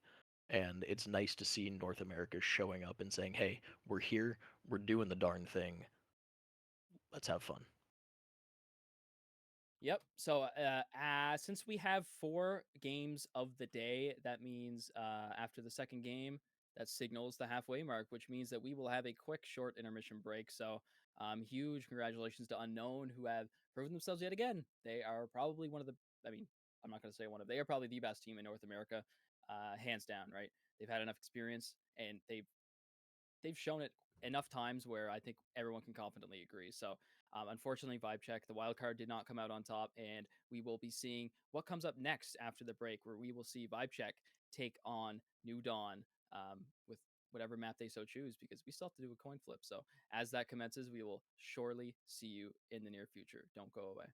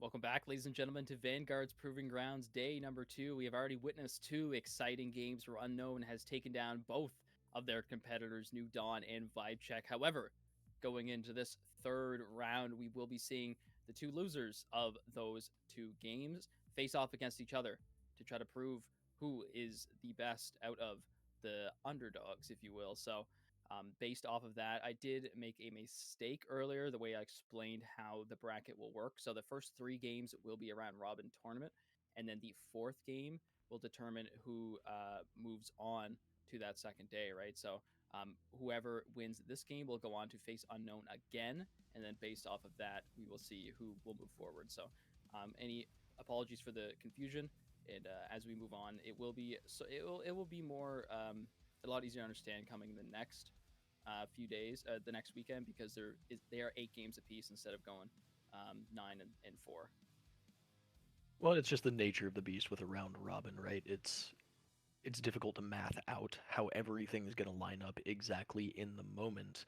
But at the end of the day, that just means we get to see more competition. So can't really complain. Might be a little bit confusing on the front end, but hey, we get to see more amazing talent. We've got Vibe Check and New Dawn coming up.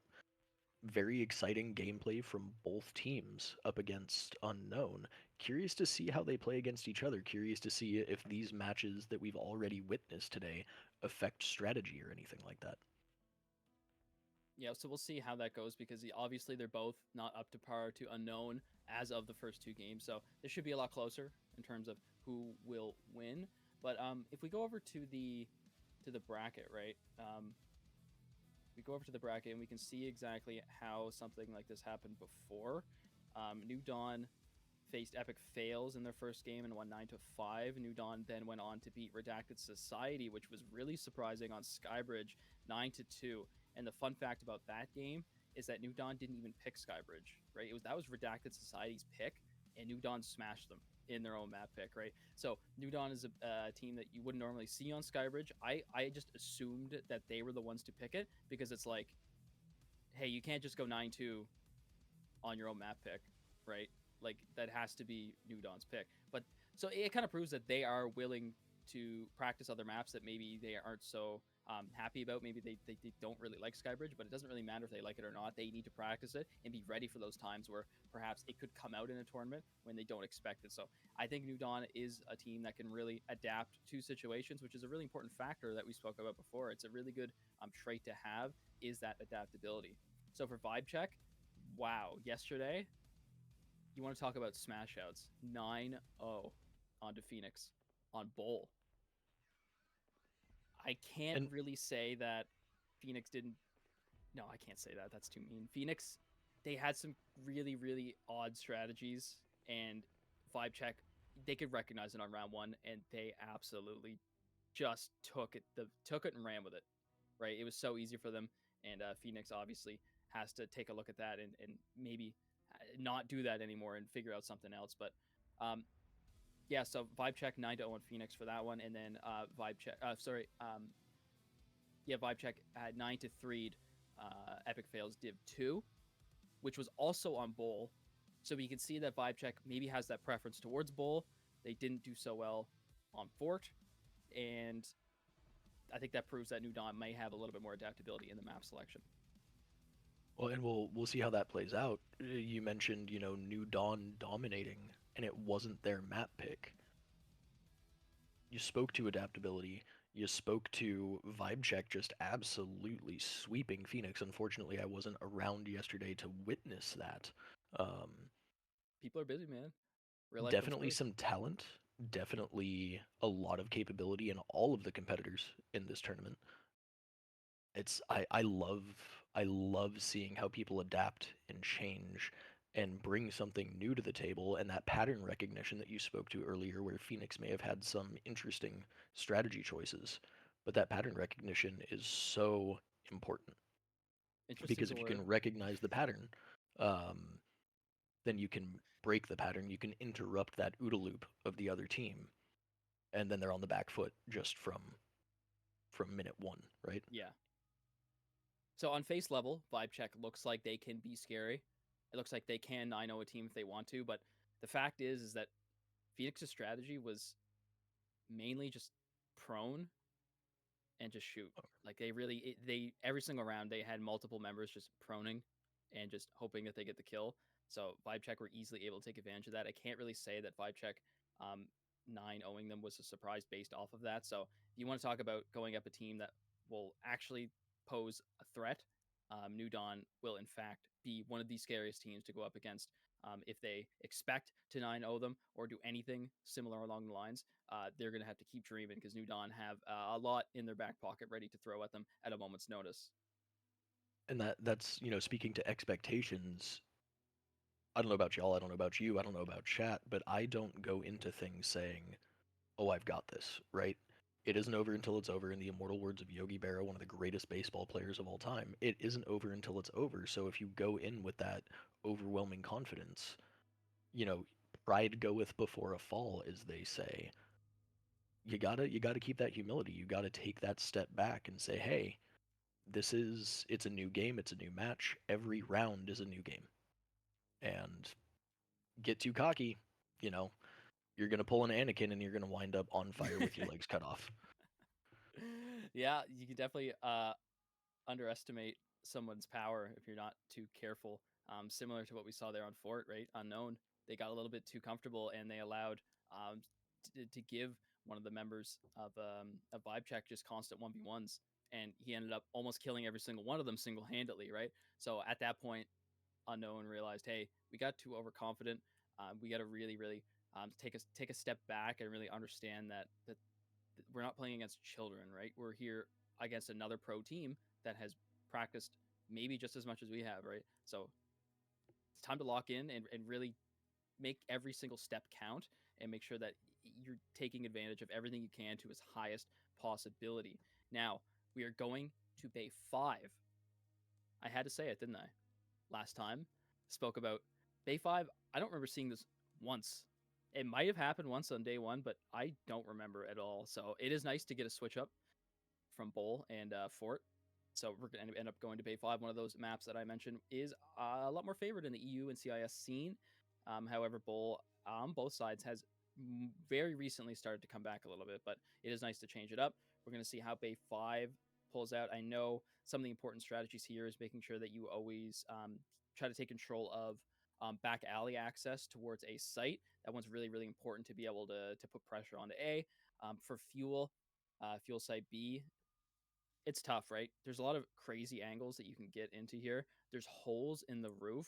It's hard to line those up, man, but if you can do it and get a nade in through the roof, it's really unexpected. There's also those windows, right? The windows that go up through crates and then peek into the fuel building. Those can be very dangerous as since a somewhat recent update has changed them to where the windows are actually not as dirty anymore and you can see through them quite easily. So it is a spot where you can really catch people out and you got to be watching out for that. It's one of those wild card sites where it's different than a majority of other sites on different maps. But Bay 5, right? It's a classic. It's been around since the beginning. Even before Blast Gang, we had it on Team Fight. So it has had some changes, obviously, as everything does. Harbor, one of those changes, not being super favored. It's sort of it's not a great place, and you can tell by how many people actually play in Harbor. It's not much, but sometimes you'll get one of those sort of back pocket strategies where you send two people Harbor to rush the retake that the defenders will do onto that B site. But other than that, it's not commonly used. But yeah, Bay 5, it's exciting to see to change everything up. Yeah, Bay 5, since you said you haven't been playing much Arena recently, I know that you obviously have some experience on Bay 5 because that's been a thing that's been around forever.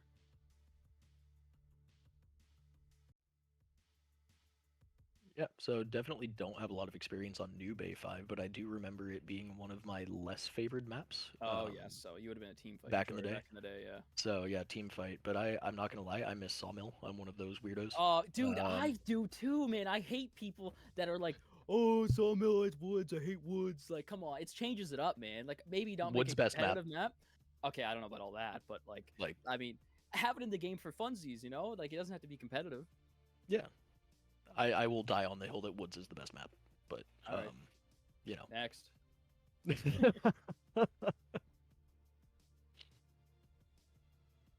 Anyway, Uh, team cards are up on the screen currently for everybody wondering. We have both of these team cards. We've already been through the rosters, however, maybe some extra little bit of facts that we've seen from the players based off of how they performed so far.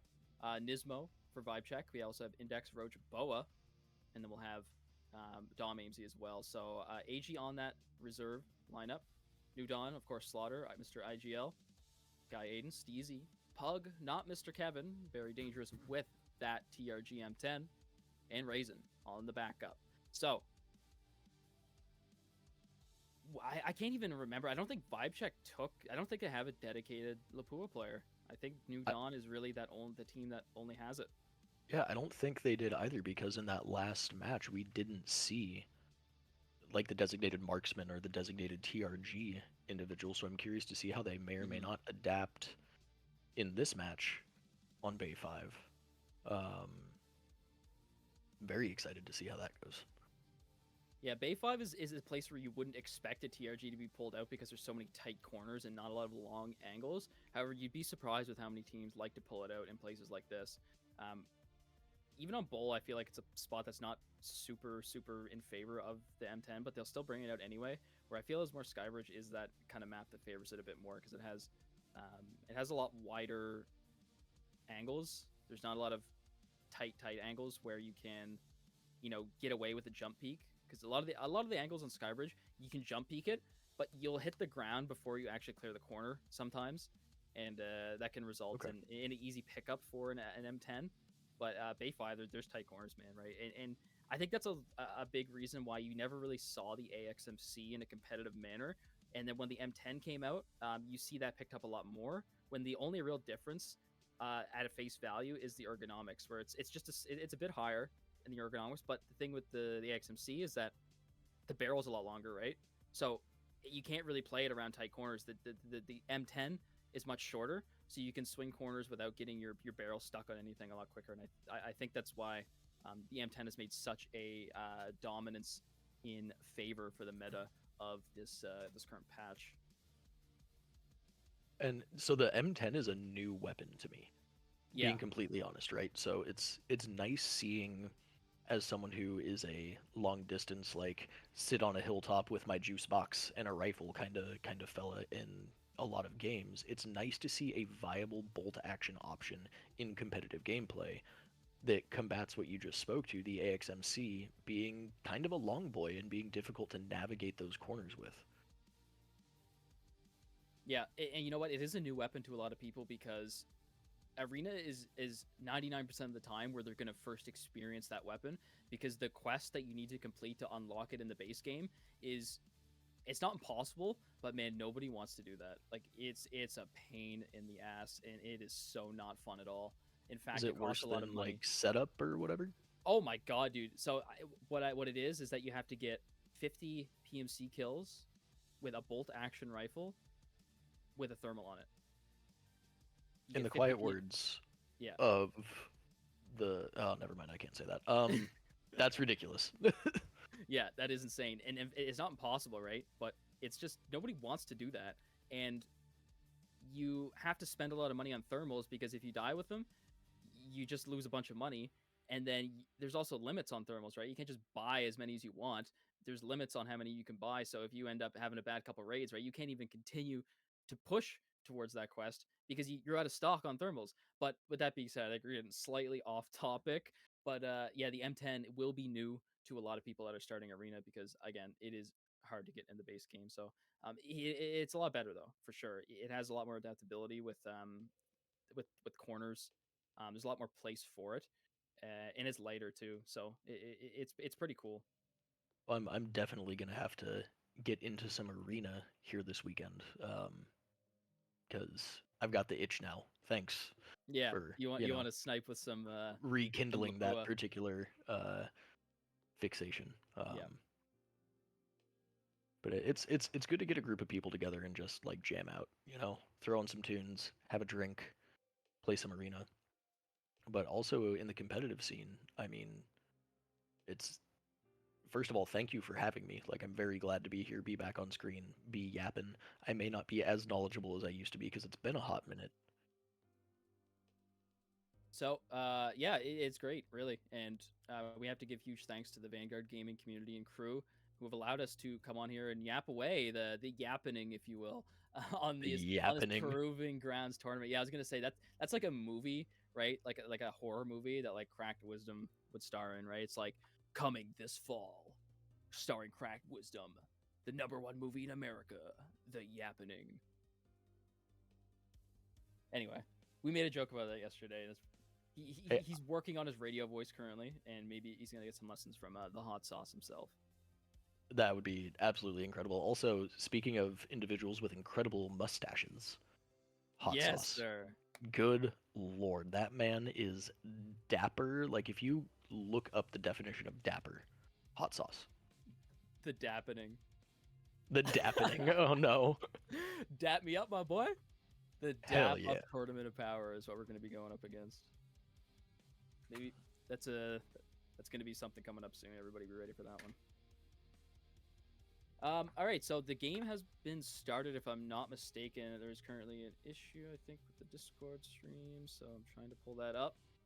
So everyone in the audience actually sees what's going on, and we don't. So if the Interesting. game's on right now, make sure that you pay attention because you can't really speak at this current moment.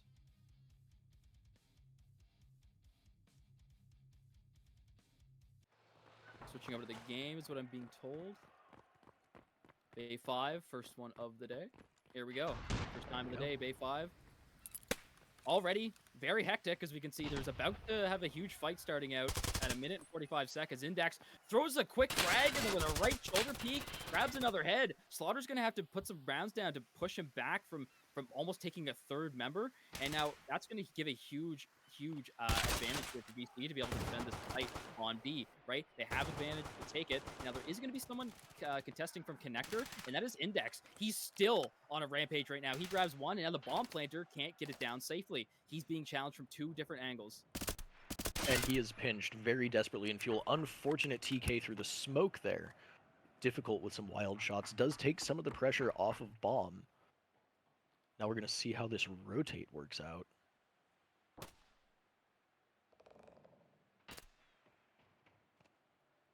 Still anyone's game, or anyone's round, rather, at this point. Gonna try to bait switch that bomb plant. Wow. And there's Mr. Kevin. There's my boy Kevin. There he is. Is this your favorite player? Would you? Oh, I know I'm not supposed to have favorites, but A, Yard Squirrel Kevin. Favorites. So like, favorites. There's nothing wrong with but that. also the Bolty guy. I gotta show love to a fellow Bolty enjoyer. Absolutely. Right. Maybe great minds think alike, and maybe you can analyze his gameplay, and then coming the next time you hop on Arena, you can play like the pros. Play like the pros. I mean, I'm really good at tripping and falling down in this game, so you know. Well, I mean, everybody has to start somewhere, right? And you can't take your first step without breaking a couple ankles along the way. Talking about that back alley that you spoke to earlier being so vital for A-site security. I don't really see anyone securing that. Everyone seems to be pushing kind of mid down towards Bravo. Yeah. So, of course, the defenders have that advantage to get there first. And we saw where Grant did throw a smoke to kind of deter any pushes. But as soon as he gets the call out from his team that bomb is being planted on B, he's going to instantly run over to try to take it again. Absolutely. And just a whirlwind, a lead storm, a tornado of violence going on. Oh. Beautiful over the fuel tank peak there. Last time it was New Dawn that had the 1 versus 3, but now it's the Dominic of the Vibe Check lineup to see what he's made out of. Trying to get hoppy with it. Mid-air, taken down like a goose in November. We're at 1-1. Yeah, a lot more favor towards the fuel site. I'd imagine a switch up would come soon because A's definitely popular, but as of right now, B's looking like it's in the sights of New Dawn. We can see exactly probably where they're going to go based off of the door they decide to go to in the spawn. So based off of this, we can assume A site with mid control, right? Mid control is Absolutely. good until you get the bomb down, then you gotta start moving towards A.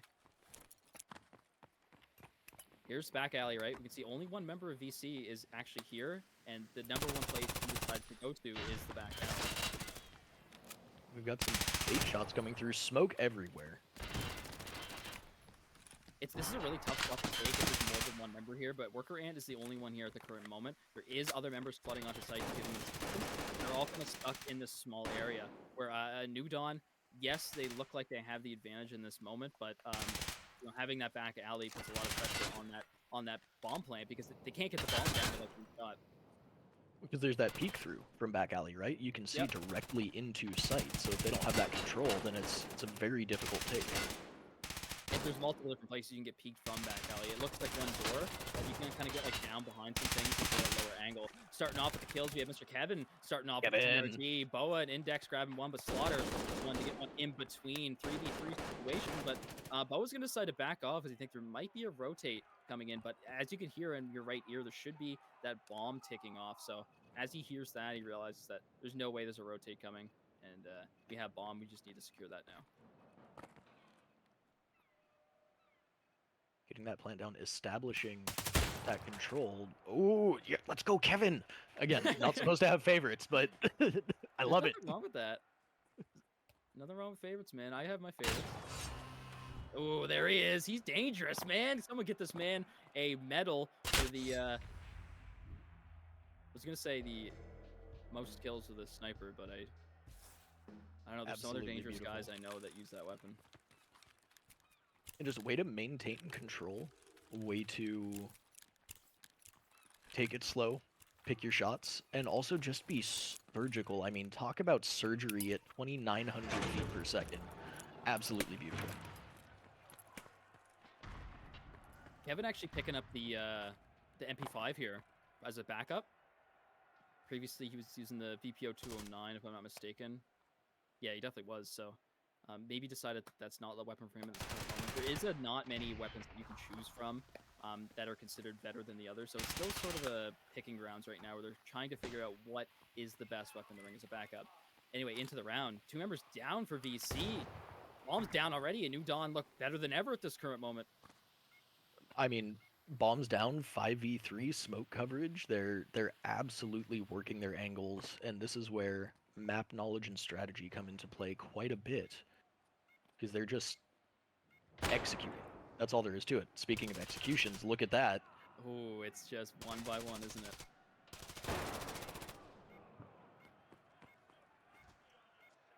Index coming back and getting a little bit of vengeance there. This is one of the times where Harbor may be utilized as sort of a flank around rotate to retake site. However, it is one of those spots where it's kind of a funnel. It's very easy to predict where you're going to peek from. And of course, if you have bomb down on B site, right, you have all the audio you need through the wall to communicate to your team that somebody is going to be coming through back harbor. So you can just keep your aim up on one place and just mow him down when he peeks it. So it's tough. Tough for sure.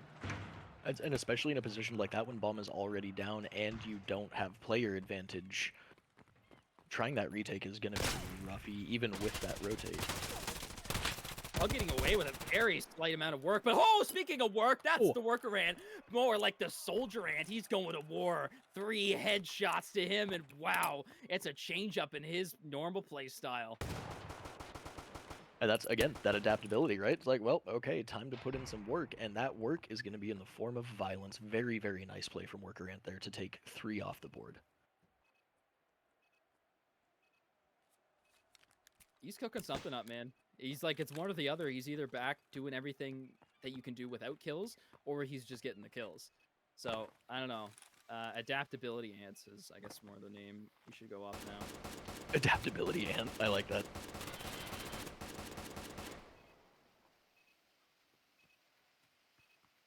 Now we see the reverse of the previous round. Oh, that's it. I was just going to say, like, we see the reverse of the previous round. We're now in a 5-2. Yeah. That's exactly what I was thinking. New Dawn looked like they were going to show up, dominating fashion, but BC put them in their place the very next round. here. She doesn't connect. Oh, gets an easy kill with the. Actually, I think those were flechettes that time. Well, I didn't see the indicator in time. I was just watching the beauty that was that left-handed peek, and still coming out on top. Yeah, for sure, absolutely. Dangerous, dangerous for left hands. It doesn't really matter what armor you're wearing too when you're going up against Mr. Kevin's weapon. Yeah, Kevin. Yeah, so it looks like the Piranha rounds are in Nismo's Saiga. However, Nick magazines are very possible. Okay. But, it was most likely Piranha, right? You can throw in a couple extra rounds in there to mix it up if you need some more penetration. Flechette will do that job, but it costs a lot of money right now in the current meta, or MP rather. And that's another thing. I really enjoy the MP system, because it gives you that freedom to customize, but also you can't have too much fun with it. Like, you can't break it. Bomb already down. Yeah. Because Workaround is just forced his way through connector, and unfortunately he's going to be peeking into 3 members of New Dawn, so they can only expect what's going to happen after that. Slaughter's the one that claims the kill, but Nismo is going to go in to try to back him up and falls. The last one left, Dominic. He does get on Mr. Kevin, so that's a big player off the board. However, Slaughter, yet again, look, here is this angle that you probably won't expect. If he swings his quarter ADS, he won't see it. Oh, he doesn't! 20 seconds left, though, and he has to reload. That barrel is red hot. This is a weapon that will jam on you if he continues to fire it. So he's only has 13 seconds, and we can only assume that, you know, unless you hit double one tap, it ain't happening. Still a beautiful effort, though, and with the Val, like you mentioned, that red hot barrel, the jam potential, if you have to continuously lay down rounds, it's a bold choice. I mean, it's a great weapon. I mad respect to people who can utilize it effectively. Yeah, for the NA scene, I've noticed the Val is definitely more popular than the SR3M, right? I have a list of weapon picks from the ACS3 tournament, where the SR3M was the 4th most popular pick at a 10% pick rate. So the fact that the NA scene is more favored towards the AS Val really makes me wonder if it comes down to those very niche-specific stats that could possibly have more favor in the NA scene, right? Because I don't really know all the specific ones. Maybe it has a slight higher cooling rate in terms of the SR3. This is that window I was talking about right here. So look at the Slaughter. He's taking advantage of that. He knows somebody is in connector, and he's going to try to trade his teammate with it. He doesn't connect with the shots, but you know, he has multiple opportunities here to try to retake the bomb by killing the player inside a connector. And you're absolutely right. Those windows are significantly more clear than they used to be, because that used to be just like a spray and pray kind of area, you know. And now it's viable. It's a viable peak.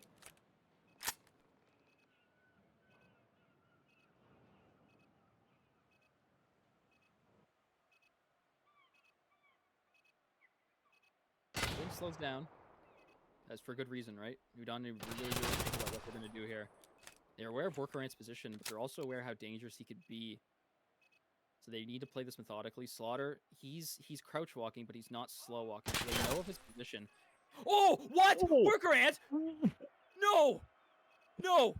Slaughter is not going to be happy about that one. That was so insane. Kevin, oh my god. He tries to get revenge, but Workaround, he's too clean with it. It's usually Boa with all the kills here, but what's going on? Index and Workaround are cooking up something. I think that's one of the few times I've actually been rendered speechless by a hip fire. That was just insane reflexes. Man, it didn't even look like his barrel was in the right position to connect that, but he still did it. I think it was a reaction thing, and he just clicked it out of reaction. It wasn't like a, I expect him to jump here and I will shoot him. I think that's exactly what happened as well. Just like an, oh god.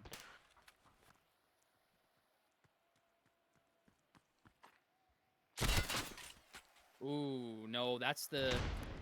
Yeah, that's one of the most common boosts here. We already seen this once to no avail, but this time Dominic does succeed and takes down Pug with it. Through the buses, Slaughter. He's making a little bit of a comeback here, making some nice plays himself. He gets the trade out on Dominic, and now Boa has nobody to boost up, and he's gonna have to find a new position. And these tight matches, these 4-man, 3-man, whatever, when it's just a 1-round scoreline. That's when the rubber meets the road, so to speak. Kevin and Slaughter coming in with both the equalizer and the advantage now. Yeah, and rounds going back and forth. Actually, it's seems to go in favor of one and then in favor of the other pretty precisely. Not ever really coming down to a super close even end of the round. I think they're reading each other back and forth. I think they are. I think you're exactly right. We spoke to that adaptability a little bit earlier, and we're seeing a lot more trade-off in that. Oh, hey, that didn't work last time, fellas. Let's try this thing, and then that works, and then the other team, whichever, bounces kind of back and forth a little bit, and it kind of is coming down a little bit to who can get those early kills to give you man advantage to execute your strat. Yeah, no, early kills are definitely some of the most important, and I think that's why a lot of these teams will opt in to just chuck their nades out at the start of the round for a decent reward with a very low risk. There it is. I speak it. Case in comes into point. existence. Right there. Boa also has a grenade. He has it out right now, and he did throw it. That actually, I think, yeah, that might have went through the window there. Or the hole in the roof. But look at this. Steezy and the rest of the New Dawn team are cleaning up the vibe check lineup. Boa, the last one remaining. He is normally the kill fragger, but look at him. Only one kill so far. Tough game for him. And wow, minute 22 on the clock. And New Dawn just aced the entire team of vibe check, where it was going back and forth, but, you know, when you have a side switch, it can completely change the momentum of the game. Absolutely. I mean, it's no different than kind of any other competitive thing. There's an advantage to being on attack, there's an advantage to being on defense. But you have to execute and take advantage of those advantages. That was a terrible sentence. I am so sorry for everyone who just had to hear that. But really, you have to control the circumstance based on where you start. And if you can't do that, then you're on the back foot pretty much off the rip. Yeah, I think Vibe Check are they're scared already, right? Other than Workaran, because he's been doing some great things this game. But look at Nismo. He's not even pushed up to the point where he knows he's safe. He can push up to that truck and I basically know that there is someone around the corner possibly, but anything before that, he has full reign to head up to that truck. But he's just waiting for someone to try to push him because I think they're a little bit hesitant and they're a little bit afraid of the New Dawn lineup at this current moment. But he also has the bomb, right? You never really want to go up with yourself, or sorry, by yourself, and nobody's there to lose the bomb. But now that VC have actually taken sight, it's actually kind of crazy that the bomb hasn't moved up yet. They have full advantage. They need to take advantage of this now for the rest of the new member lineup get over there to lock down the site. Yeah, absolutely. And as you know, if you have site control, bomb needs to be escorted up, needs to be controlled, but now they're kind of surrounded. Yeah, this is where these single picks really become the most important, because as soon as you lose one pick, right, that's a whole other place that you can get contested from. And exactly as we see here, it will force a rotate onto B site, which is quite open at the moment if they don't stop. Yeah, there's really, I mean, there's kind of one person we see here, Index, baiting out the New Dawn. Good job. Getting one, getting two. And look, Mr. Kevin, he's so worked up on Index right now that he doesn't even realize that he needs to get his ass over to the bomb and defuse it. Killing Index here isn't going to do much for you, but wow. Index putting us so much pressure, single-handedly stopping the rotate and allowing a free bomb plant and win for the vibe check. And here we go. Back and forth yet again. It's anyone's game, and I just love that. I love seeing the adaptability, the wild shots, just everything happening in synchronicity to come together. Goodness gracious.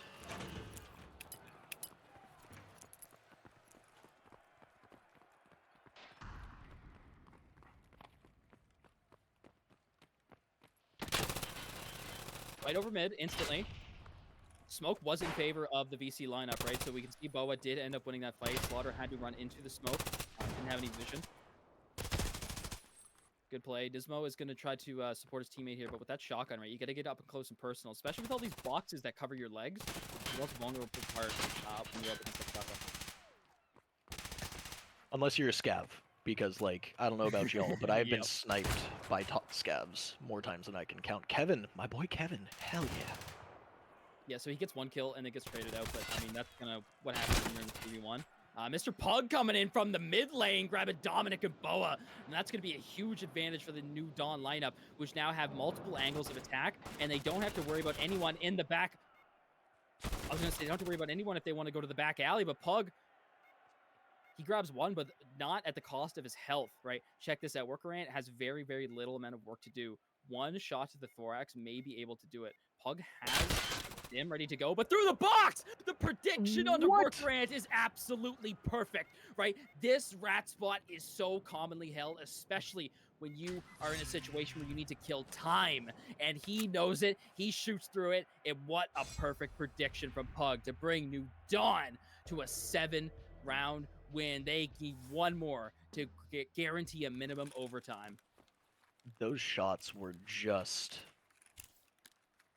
like through the box. Come on, just like you said, predicting the spot, and then the shots actually landing. Beautiful. That's all I got. Beautiful. That's straight game knowledge, but that is probably one of the quickest things you will learn when attacking that site. Is there's usually somebody there at most times, especially later in the round. You don't want to stay there normally at the beginning because you can easily get pushed out by brute force and strength of numbers. So you usually go there when there's less members of the enemy team to have to deal with. And that makes sense. I mean, that spot in particular being kind of rotatable, I guess, or visible from numerous angles once you get that. Oh, goodness. Whoa! Did that grenade just? No. Did he just shoot the grenade out of the air, and that just saved him? No. That might have been the If that is true, I need a clip of that. Send that to everybody. I need to see that. Yeah, that was. I don't think I've ever seen that happen before. I didn't even think that was possible. Worker Ant gets taken down. Kind of the workhorse for VC right now.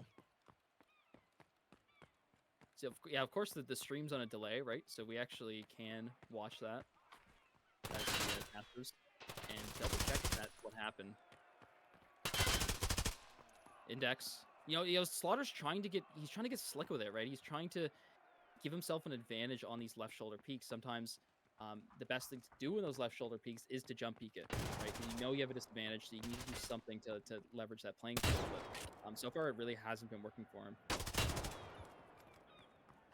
And is that just because like they might not expect it, or because you move more quickly on that jump peak and it kind of breaks up the aim lane? Kevin, goodness gracious, man. Yeah, so I'll go into that after this round. We can see if Index is able to clutch this one out with 15 kills on the board, right? We can only expect that this is the best member of this to be able to do a job like that. Pug, though, perfect timing, using his teammate, not Mr. Kevin, as a distraction to then peek and get a free kill. Excellent teamwork. But yeah, the jump peek. Wild. The jump peek, so when you're forced on the left shoulder, right, your head is, like, you're instantly at a disadvantage on the left shoulder, going up against the right shoulder. Both of the heads are in a predictable spot if you're standing up. When you jump, your head will be in a different place every single time, right? Because the trajectory of your jump will change depending if you jump close, if you jump from far. You can't predict an exact position of somebody's head. So that is sometimes one of the best things you can do to give yourself more of an advantage on a left shoulder. Rudge, understood. Thank you. And it's also, you know, sometimes it's unpredictable. And there's Steezy. I don't know exactly where he came from, but maybe around the mid lane because we can see the bomb down there. But he was working them with that Saiga 12. Put a huge advantage up right now. Now they're up 1 member, and they're also 1 run away from ending this game.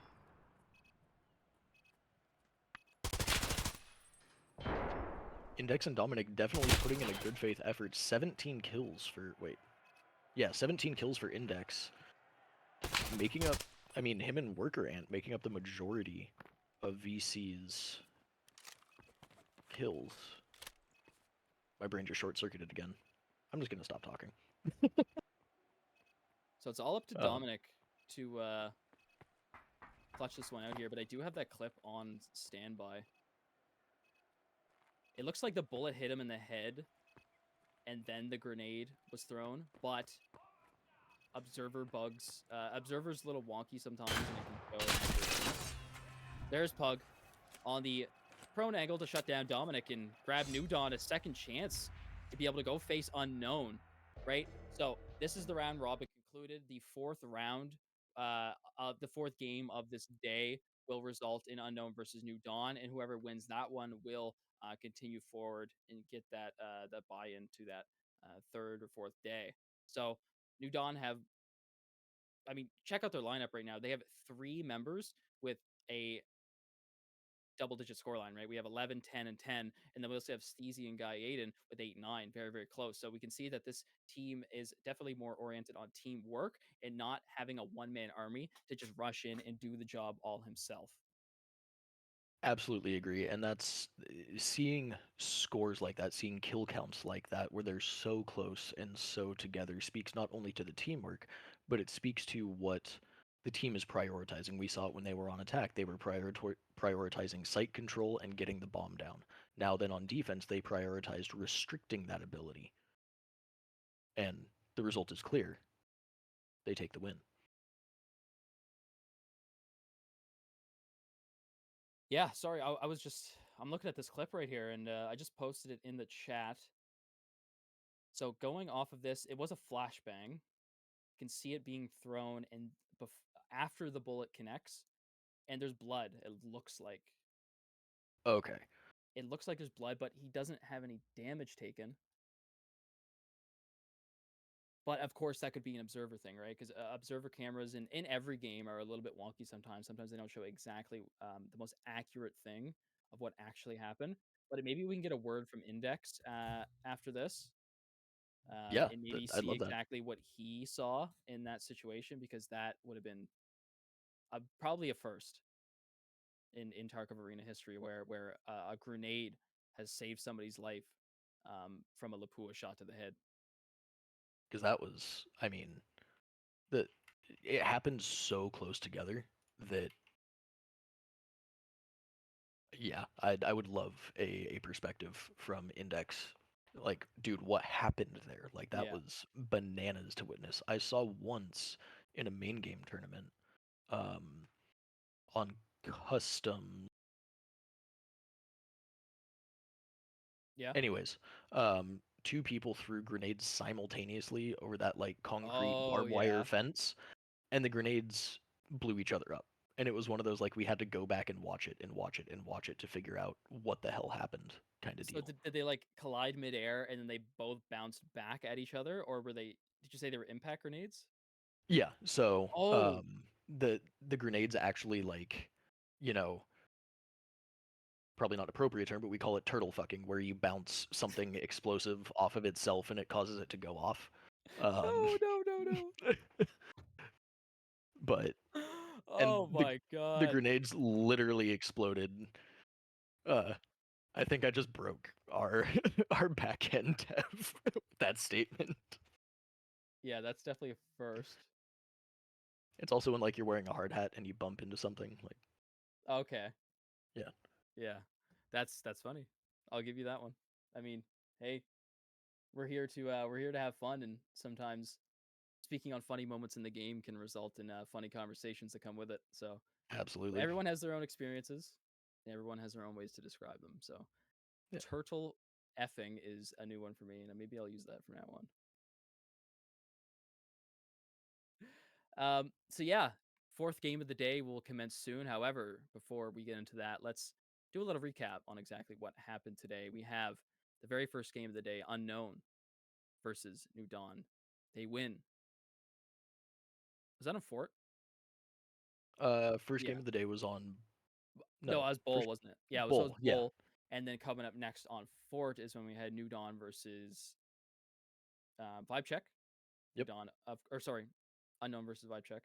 Unknown, of course, coming on top yet again, and that is why we'll see them yet again in the fourth match of the day. However, the two losers will go into a loser bracket, and then they will fight for their for the right to challenge Unknown yet again. We saw that just now with New Dawn coming out on top of Bay 5. So now we will go to whatever map is next, and Oh, so we're gonna go to Fort. Let's go information from the back end. We'll be going to Fort. Um, yeah, so that will be a map that, of course, Unknown has very well showed a display of dominance there, right? That lobby control is one of their most important things, and they do that to absolute perfection, right?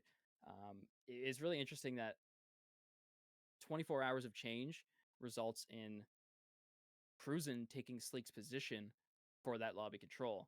And with yesterday, I would say both of them are suited to do that. They both have the skills and they both took lobby similar amount of times with no hesitation at all. So we're going to see how New Dawn is able to play up against that.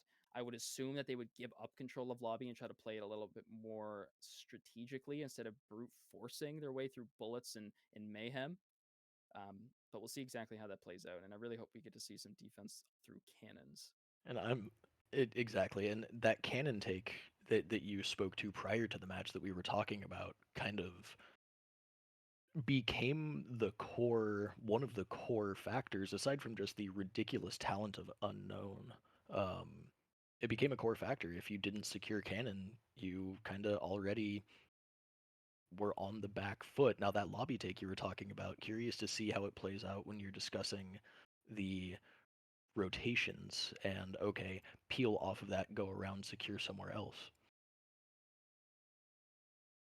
Yeah, absolutely. We're gonna head over to the team cards right now so we can have another look at the rosters available. I don't believe we've seen any single sub-ins for the entire day. All the rosters have remained at the standard that is set by the teams when they send them out.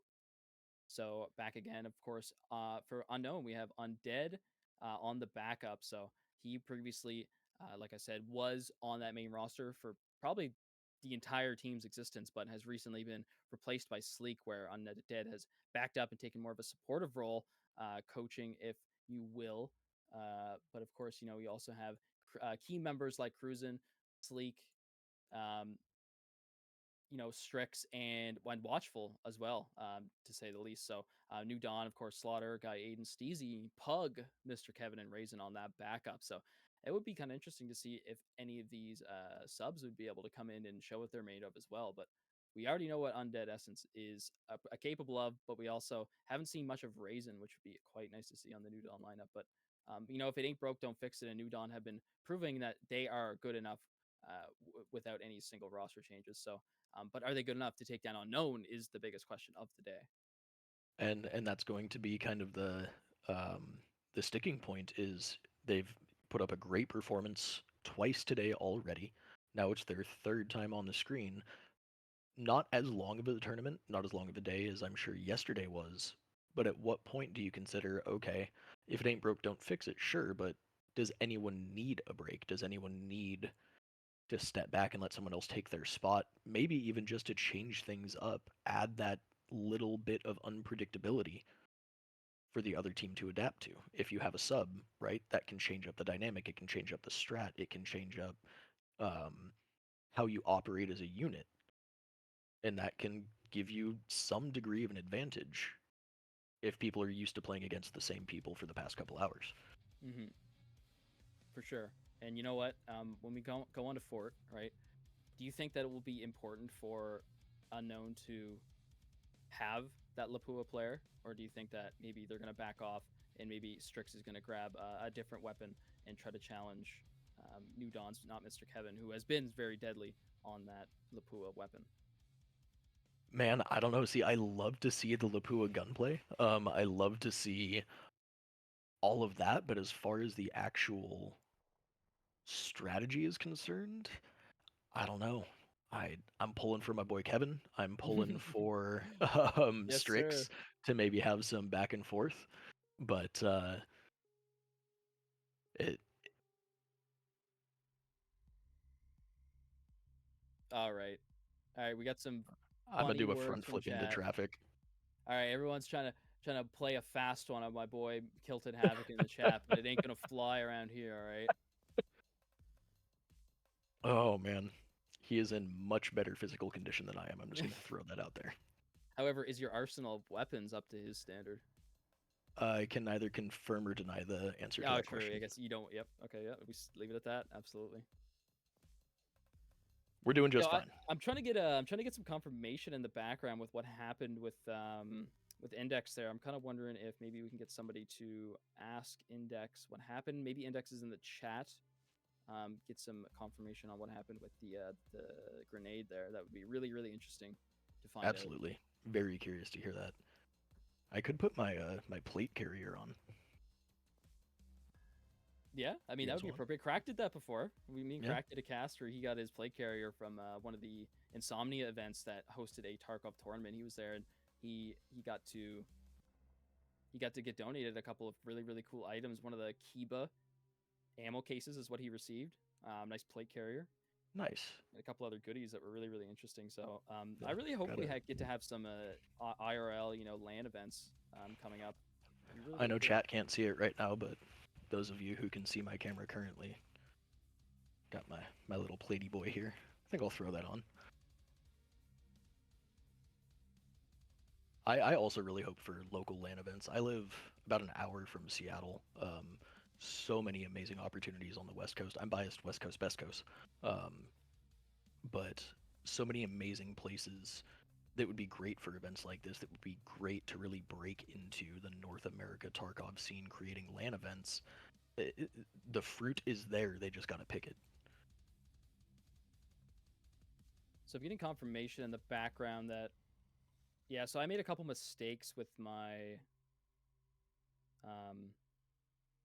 the roster of unknown. So Sleek actually has been a starter on that roster. I said he was reserve, but he's actually been a starter on that for a long time. So it's actually Watchful that has replaced Undead as one of the key members on the unknown roster. So I just made a mistake, I guess, and I apologize for that. But Sleek, he's a good enough player where he should probably always be on that main lineup roster, and I mean he always has, because that would, in the back of my mind, every time I said that, I'm like, why is this guy on why was this guy used to be on the bench? Like, this guy's too good to be on the bench. So for in fact I was incorrect, and he was always on the main roster. I don't know why I was confused about that, because I have the notes here of previous tournaments, and yeah, Sleek is main roster. I guess I'm just made an oopsie. I mean, well, it happens. I mean, be kind to yourself, give yourself some credit, right? It's not like you haven't been paying attention to what's 12 times 5, 60 different people as well as subs for the past couple of Yeah. days. There are a lot of names that get interchanged. Like, it happens. Yeah, I might have been confused with one of those CIS teams for some reason. I don't know why. That's it's completely not even related at all. I think there's You a just need. CIS player that has a similar name to him, and that's why I was confused. Um, but yeah. Oh, fair enough. Anyway, my apologies to Mr. Sleek. Please don't shit on me harder the next time we see each other in solo queue, because you do it anyway. And now I'm gonna get it even harder now. Now it's gonna be personal. Yeah. Absolutely excited to see how this plays out. Unknown showing us they've been dominant, right? But New Dawn definitely putting up some good fights, putting up some numbers, stacking some bodies.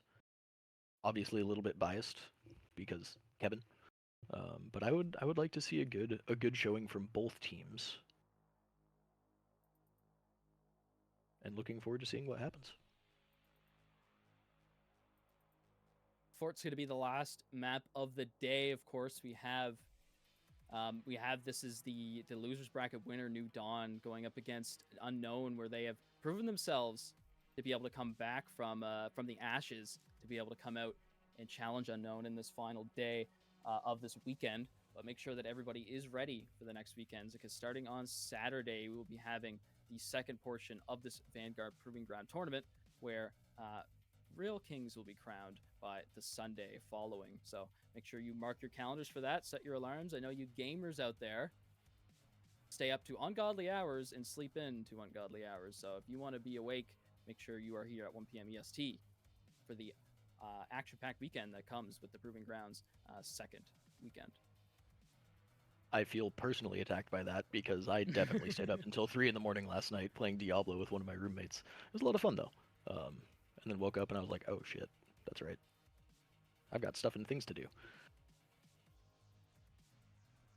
want to give a quick shout out to BSG, who graciously provided us with the mini map, right? X-ray vision and mini map. Some tournaments don't have that, right? You need to get special permission from BSG, and they have so kindly allowed us to use that, and it really enhances the viewing experience for all the players. I'm not too sure about you, Kilted, but I don't know if you ever watched a arena tournament without the X-ray vision and the mini map, but it's hard to cast, let alone hard to watch, dude. Like, you sometimes really have no idea what's going on. So we're very grateful to have that. And of course, shout out to all the viewers, right? Because we wouldn't be able to do this without you. And the amount of support in the last 2 days is phenomenal, dude. Like, we had our last tournament at Vanguard Gaming almost 2 years ago. I was casting that with Hot Sauce, and that was a main game.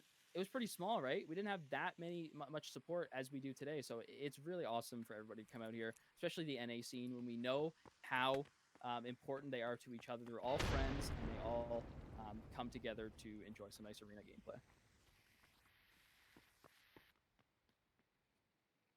As we're getting into the first round of Fort, in answer to your question, I have seen arena tournaments without that X-ray vision and minimap, and I completely agree. It makes it much more difficult to cast and talk about things, so huge shout out and thank you to BSG for providing that resource. Vanguard Gaming sends out its kind regards. It's the first round underway with Pug with first blood on a cruising. This is the guy that normally rushes up and takes that lobby position, but somehow he was pushed back. He doesn't have the shotgun this time, is what I know. Is we can see cruising on the assault kit. So the Enforcer was actually picked up by Strix, who has an Ash 12, and by the 20 rounders, you can only assume that he's got a PS12A and is just aiming for the legs. Very, very quick sequence of trades there to equalize. My boy Kevin rocking the VPO as the secondary again. Yeah, switched it up. So we had the MP5 before, and maybe it's just kind of map choice, right? Maybe the VPO is more suited for Fort rather than Bowl, or not Bowl. What were we on? Bay 5. So yeah, he's gonna take that one. And Strix, one of the only ones remaining, and his teammate is nowhere to be seen. So I'm not even one right now. Steezy's gonna take some rounds, but he's gonna easily eat them because PS12A's pen, we all know, is not that good. He's got 2 bleeds on the go right now, so that'll give him enough time to heal up while he waits for his teammate. Absolutely love seeing the bomb going down, getting that rotation. Now it's 2 stacked up on bomb. New Dawn having the advantage because they have effectively site control with the bomb being down.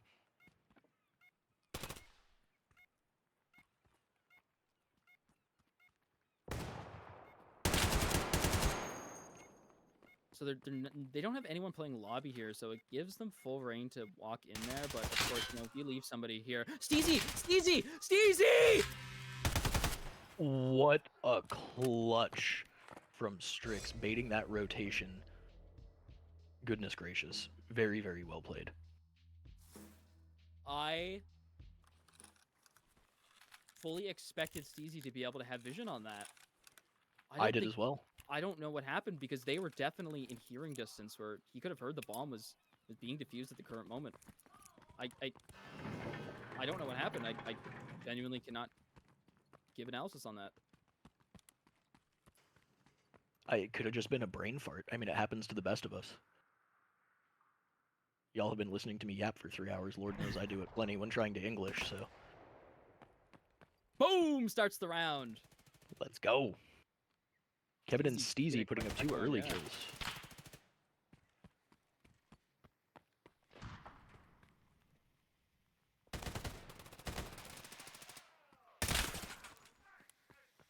Wow. All right. So just went unknown. Looks like they were gonna have an easy time with this game. New Dawn has recollected their thoughts and their strategies. They brought it back. All right. So it's all up to Sleek. Where a 1v5. Oh my God! If he does this, I'll probably do something crazy. Yeah, that ain't gonna happen. Yeah. And a very different performance from Unknown than we saw earlier today, right? So kind of curious what changed. What was there too much of a break? Did they not get warm-up matches in between? Did they not stay fresh? Who knows? Obviously, very early, 2 rounds deep. Plenty of arena to be played. However, for the day, this is the last match, so make sure that you keep your eyes peeled on the screen, because we won't be back till next Saturday.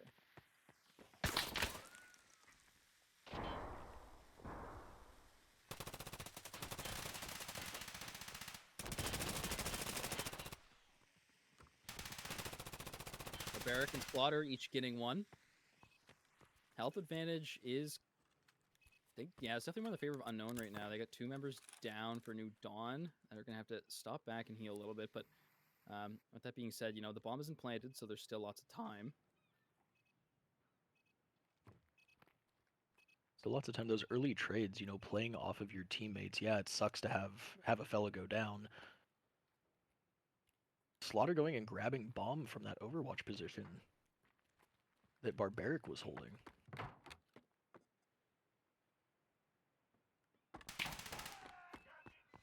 And sticking the plant. Oh, wow. Got Aiden ready for that one. That's the metal sound, right? So he's ready for a drop down. And Barbaric commonly up there. Drex is trying to get a little bit of flank here on Guy Aiden, but with the PS12A, right, this is going to be a tough ask. Oh, actually, he's getting some support from his teammate Cruzen, who distracts him while he swings that corner. Not Mr. Kevin. He is going to be forced to whip out the the AK right here, TPO, and with very, very small amount of time on the board, Cruzen is more than capable of just holding down that left mouse button to stop a push onto the diffuser.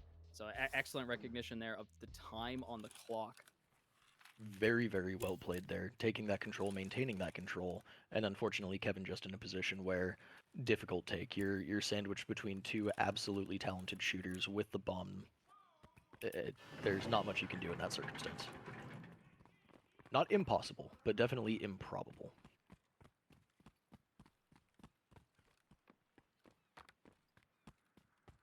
Weapon picks are definitely been interesting this tournament, right? You never really see an entire squad of mostly AK-12s and Vals, especially with an Ash 12 on the board too, right? So you can tell this NA scene is quite different with their weapon picks compared to the EU and CIS, where the Spear and the MCX were the most dominating forces, pushing up to like 50% pick rate between those 2 weapons.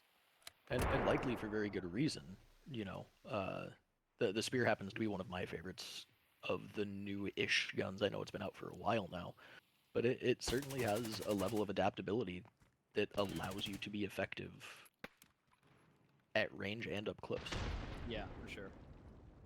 And you know, the penetration on that ammo may not be the greatest, but it's enough to get the job done if you get the shot accurate. So the reason it really wasn't picked up much before is because that ammo costs a lot, and it didn't really allow you to bring many magazines. But now with recent changes, you can bring more ammo. Wow, look at Cruzen! He grabs 2, and Strix close behind on the Pug. Guy Aiden picks up Cruzen to shut him down, but Strix is still alive. He's the one you got to look out for, because that PS12A is humming. Goodness. They just, maybe they heard us talking or something, and they're like, ah, crap, the caster said something. Now we, all right, guys, show up, like, lock in, you know. Oh! But, Kevin! The Kevmeister with that double bleed. He pushes forward and still takes him down. Absolute unit with that.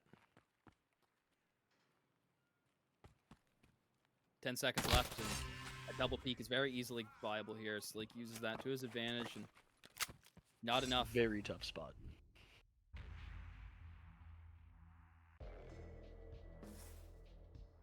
Talk about adrenaline. I don't know about y'all, but my heart be thumping. Yeah, it's an interesting game because I'd say at this point, if New Dawn really want to get a stoppage in momentum, they need a round win here or the next round. Because if Unknown get these 2 next rounds, the ship's kind of sailed at that point. Because you know what Unknown can do once they have an advantage, and they continue to roll with it. You know, they never stop. Absolutely, and that's really keeping things tight and keeping things close is incredibly important when you're facing a team like Unknown. Because if you let them off the leash, they're just gonna run, and they're gonna run very effectively. Kevin coming in. Barbaric in that same spot he's always been in, but he's a monster up there. He doesn't let it go. For the amount of bullets that have been exchanged in this round, it's surprising that only 2 players have fallen. It really is, and maybe people are utilizing cover more effectively. Maybe they're trying to bait. Oh, wow. Watchful actually passes by Slaughter. Slaughter's the one to actually see him through the smoke. He grabs one, but Strix is close by with the PS12A yet again. He's just back and forth. It's common to see people do flick shots, one head to the other, but the fact your brain can even think about one leg to the other leg, that's just not something that's common in games, but to be able to do that is a high, high level of skill. Absolutely agree, especially with a weapon that has the recoil that the Ash 12 does and things like that. Being able to control that kind of sweep from leg to leg is absolutely incredible.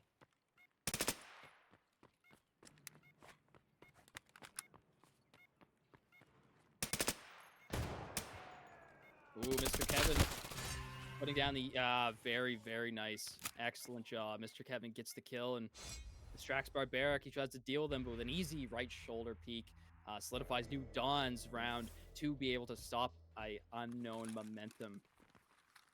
And this is what we love to see, putting the brakes on a talented team that kind of runs away for a couple of rounds, and that it's that recentering and that reorganizing, saying, all right, something isn't working, let's fix it. Obviously, we don't have timeouts like we do in American football, so you just have to adapt on the run. You get, what, 6 seconds between matches? Ish. It's not, yeah, it is not a lot, right? Like if you miss your stim by like a second or two, like you're gonna be late getting out that door. Slaughter, no! Slaughter, no!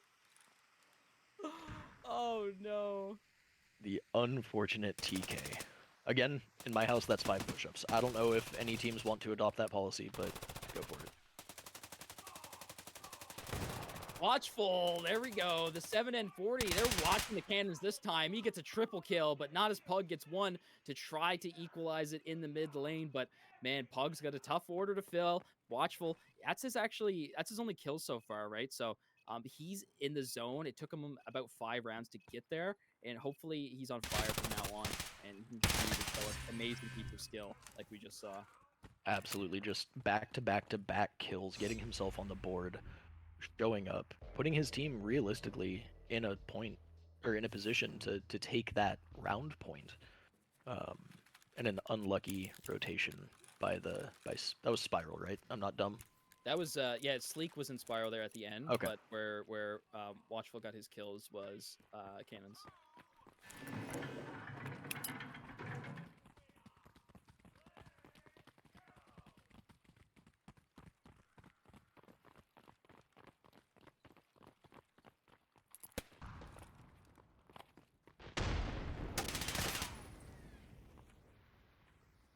Full aggression by New Dawn, right? It's like they recognize that no longer is Cruzen trying to fight over this position. It gives them a lot more of an advantage to take a site, than rather just pushing through jungle and brute forcing through D1 and D2. So the fact that they know that they can take this nearly every round is going to give them a high chance and probability to take that A site. However, strats can mean really nothing if you can't get the kills to solidify them. Absolutely, and the strat currently, I mean, we've got... Okay, so Pug taking down Watchful, I was about to say, it appears that Unknown kind of had control of sight for a moment there, but now the rotation... Cruzen was very, very close to allowing that bomb to go down. He was minimal seconds away from not being able to kill him time. He's going to try to grab the bomb to replace it, but Strix is instantly ready to try to put him down, and yet he does. The bomb is down in the exact same position with 2 bodies trying to plant it, but none of them prevailed. And that Ash 12 just doing absolute work, even with the not best ammo. Absolutely ridiculous. Yeah, and the fact that, that ammo is such low points, you can take so many of it, so it's not a big deal to just kind of throw some bullets on places where you think they may connect, like through smoke or places where you're just pre-firing, because you have enough ammo to deal with it for the rest of the round, even if you waste a couple mags. Absolutely. And Unknown taking what was objectively a disadvantage there for a moment, turning that into a victory by being able to just control the fact that New Dawn could not get to the bomb and could not get it down. It's a strange site because there's nowhere to plant on that site where you have cover, right? I think there might be one spot, but it's unoptimal if you plant there because if they retake site, you can't really stop them from defusing where it is. So most teams will opt into just smoking the two lanes to watch it, and then based off that, they'll just try to get a bomb down. But there's Sleek in the cannon's position. This is exactly what I'm talking about. Look at this New Dawn lineup, trying to just brute force their way through cannons, but this time there's somebody watching it, and that man is Sleek. And what a turnaround there, illustrating your point. If you've got cannons, I don't know where I was going with that sentence. There was going to be some. Yeah, there we go.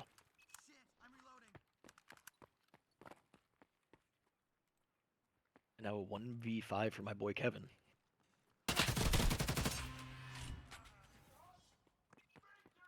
Shuts him down as a lot of the members of Unknown actually have a pretty even KDA here. Watchful's had quite an impact on that one round where he got a triple kill, but other than that, it's pretty equal. So yet again, we speak about that teamwork and confidence in your buddy that's to your left and right, where you don't have to rely on that one-man army. And Unknown usually has one or two guys that have most of the kills, but this time they're really proving themselves to be quite a team-oriented group. And that's the thing that changed. Maybe that's those like, hey, we can't rely on one or two people to really carry things forward. We need to execute more as a team. We need to have a more rounded, even kill count so that we're putting ourselves in the position to work for trades, to work for plant coverage, to work for plant recovery. And now with the side swap, we'll see if that brings anything new to the table. Side swap can definitely change things up. The last time we saw Unknown on a side swap, they pushed forward, even though there is a slight momentum change with that side swap, but it seemed to not affect them at all. You can only assume that's going to go forward because they are arguably the strongest team in North America. They've been through almost every situation that you can find yourself in. And love seeing that continuation of the aggression, but the tactical method in which they use their aggression. Barbaric picking up those sound cues, going and getting that trade on Steezy. Barbaric's going to be challenged by Slaughter, but not before Guy Aiden might have something to say about it. Slaughter was back turn, and Barbaric takes full advantage. Cruzen takes a couple shots in the mid too, but Guy Aiden is in the spot that Barbaric is known to be in. If anyone is able to counter this position, Barbaric would have the most amount of knowledge to do that. However, I think he realizes that in this specific situation, it's best for him to not even take the risk at all and back off. Well, and with bomb down 3v1, Guy Aiden definitely in a difficult spot. Barbaric does get traded out there, but wasted a not insignificant amount of time. Barbaric may have splashed himself, but he whips out the Ash 12. And Aiden caught between a rock and a hard place there.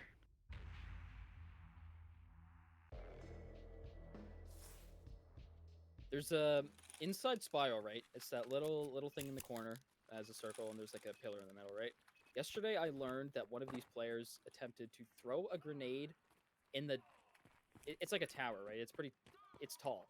If you go outside in your cannons, there's windows that you can throw a grenade into, and it goes down, and it can kill whoever's in there. I had no idea that existed. My jaw dropped yesterday when I seen that, and it got used twice. And I believe once it did get the kill, it was really impressive. Right there. So we look up right here. Those windows will go straight into spiral, and I'll be damned. Really crazy. So if you can hit that nade, then you've got some semblance of advantage. And we don't have lineups like Counter-Strike, right? We don't have that that crosshair thing. It's all kind of just through feeling and previous experience.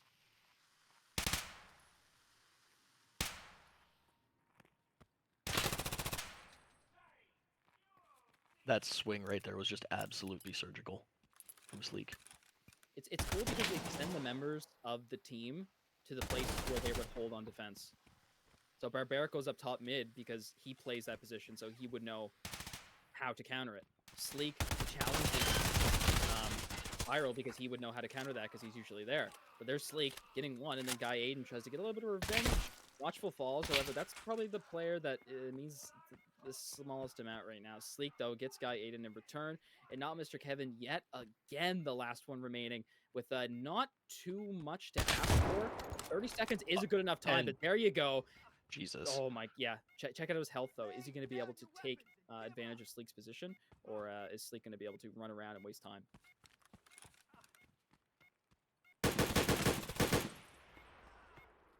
Some shots exchanged there. Oh, Sleek. Very tough spot. Yep. Perfect. Very difficult spot. Very beautiful plays from Kevin. Yeah, Kevin tried his heart out, right? And that's all we can ask from a player like that who, you know, as normally wouldn't be expected to be put in such aggressive spots. Usually it's trying to take some more distance with that sniper. But, you know, you got to learn how to play close with it because situations will arise where you are the last one remaining and you need to get in close and personal. Absolutely. And just Unknown absolutely showing up and saying, okay, we have to win and we have to win decisively. Not saying that New Dawn is not putting in the effort and not doing amazing, but this is the Unknown that we've come used to today and from what I'm hearing consistently throughout the weekend. Going back and forth in this final round, you would expect, well, possible final round, Unknown as one round away from closing this one out and solidifying themselves as the buy-in winners. But, you know, it's going back and forth, and it's aggressive this round. This is normally when things slow down. Unknown are not screwing around anymore. They get the job done, and they do it fast. This might be one of those times where, you know, you need to be adaptable. Play aggressive on a round where you expect to be playing passive, and that catches you on the show. Absolutely. So we are equalized at 2. Slight health advantage to Unknown. Bomb is down. Not a whole hell of a lot of time. Slaughter, this is the IGL. This is where history's made, Slaughter. You can single-handedly save your team from elimination, but Watchful is too quick. With his back turned, it's going to be Watchful in the Unknown lineup, shutting down New Dawn in this final match of the day where, what a game. I did not expect New Dawn to lose that precisely, like 9-2. I'm a New Dawn fan, right? I like New Dawn. You know, Slaughter's always been very nice to me. He's a great guy. I want to see him do good. I want to see the team do good. But when you're up against, you know, Unknown, it's a whole different battlefield, right? Unless you're up instead of being up against somebody else. But man, I love seeing a comeback, and unfortunately, we didn't get to see that today. Unknown put themselves up as the 3-0 team of the day. Which I'm not going to lie, going into today, I did not expect to see a 3-0. I expected maybe some like 1-2, 2-1, etc. But what an absolutely beautiful performance from Unknown today. And from all of our competitors. Absolutely flabbergasted, and also realizing that I should probably uninstall the game. Hey man, they make it look easy, but yeah, you get in there yourself. It's a lot harder than it looks, especially if you don't have the confidence that a lot of these players do, right? But nothing is gonna make you any better unless you just practice. You got to get in there and have fun. You know what? You'll find these players commonly in the solo queue if you want to really challenge yourself. It's not an easy time, but hey, man, if you can take them down, it's something that you can say that, hey, I just beat a pro team, right? I just beat members of a pro team. I'm getting better. So it is nice that they usually keep their names. Also, you can easily recognize them in solo queue by their names. For sure. So yeah, it is nice to say, hey, I beat a pro player. It's quite an awesome thing to say. I definitely don't use Kilted Havoc when I'm playing Arena. I use something else that I'm not going to say same. out loud. I don't but use my name. it's I'll DM it to you because I think it's funny. Yeah. That's the thing to start to get personal. He's like, Kilted Havoc, you casted me bad. Fuck you. Yeah, right. All right. Well, I mean, that's the end of the day, ladies and gentlemen. This is quite a short day for games where yesterday we had 9. So that was a lot. But coming next weekend, we will have 8 games apiece on Saturday and Sunday. So make sure you don't miss out for that. We want to give a huge shout out to the background production crew because we may be the faces of this tournament. But of course, just because we're on the face doesn't mean that we're the ones doing all the work. In fact, it's a difficult job to be an observer. It's a difficult job to be a producer sometimes. So we want to give big shout out to Luke Goblin, of course, the main man himself in that production seat. And I don't actually know who's our hey Luke, who's our observer. We got to give a shout out to him. Biohazard, Death, and DNA. The fellas in the background doing all the amazing camera work, which I gotta say is really, really good, right? Sometimes, you miss a lot of action, but today I think we got pretty much all of it. They were there to switch cameras at the right time, and it showed all the action. So, huge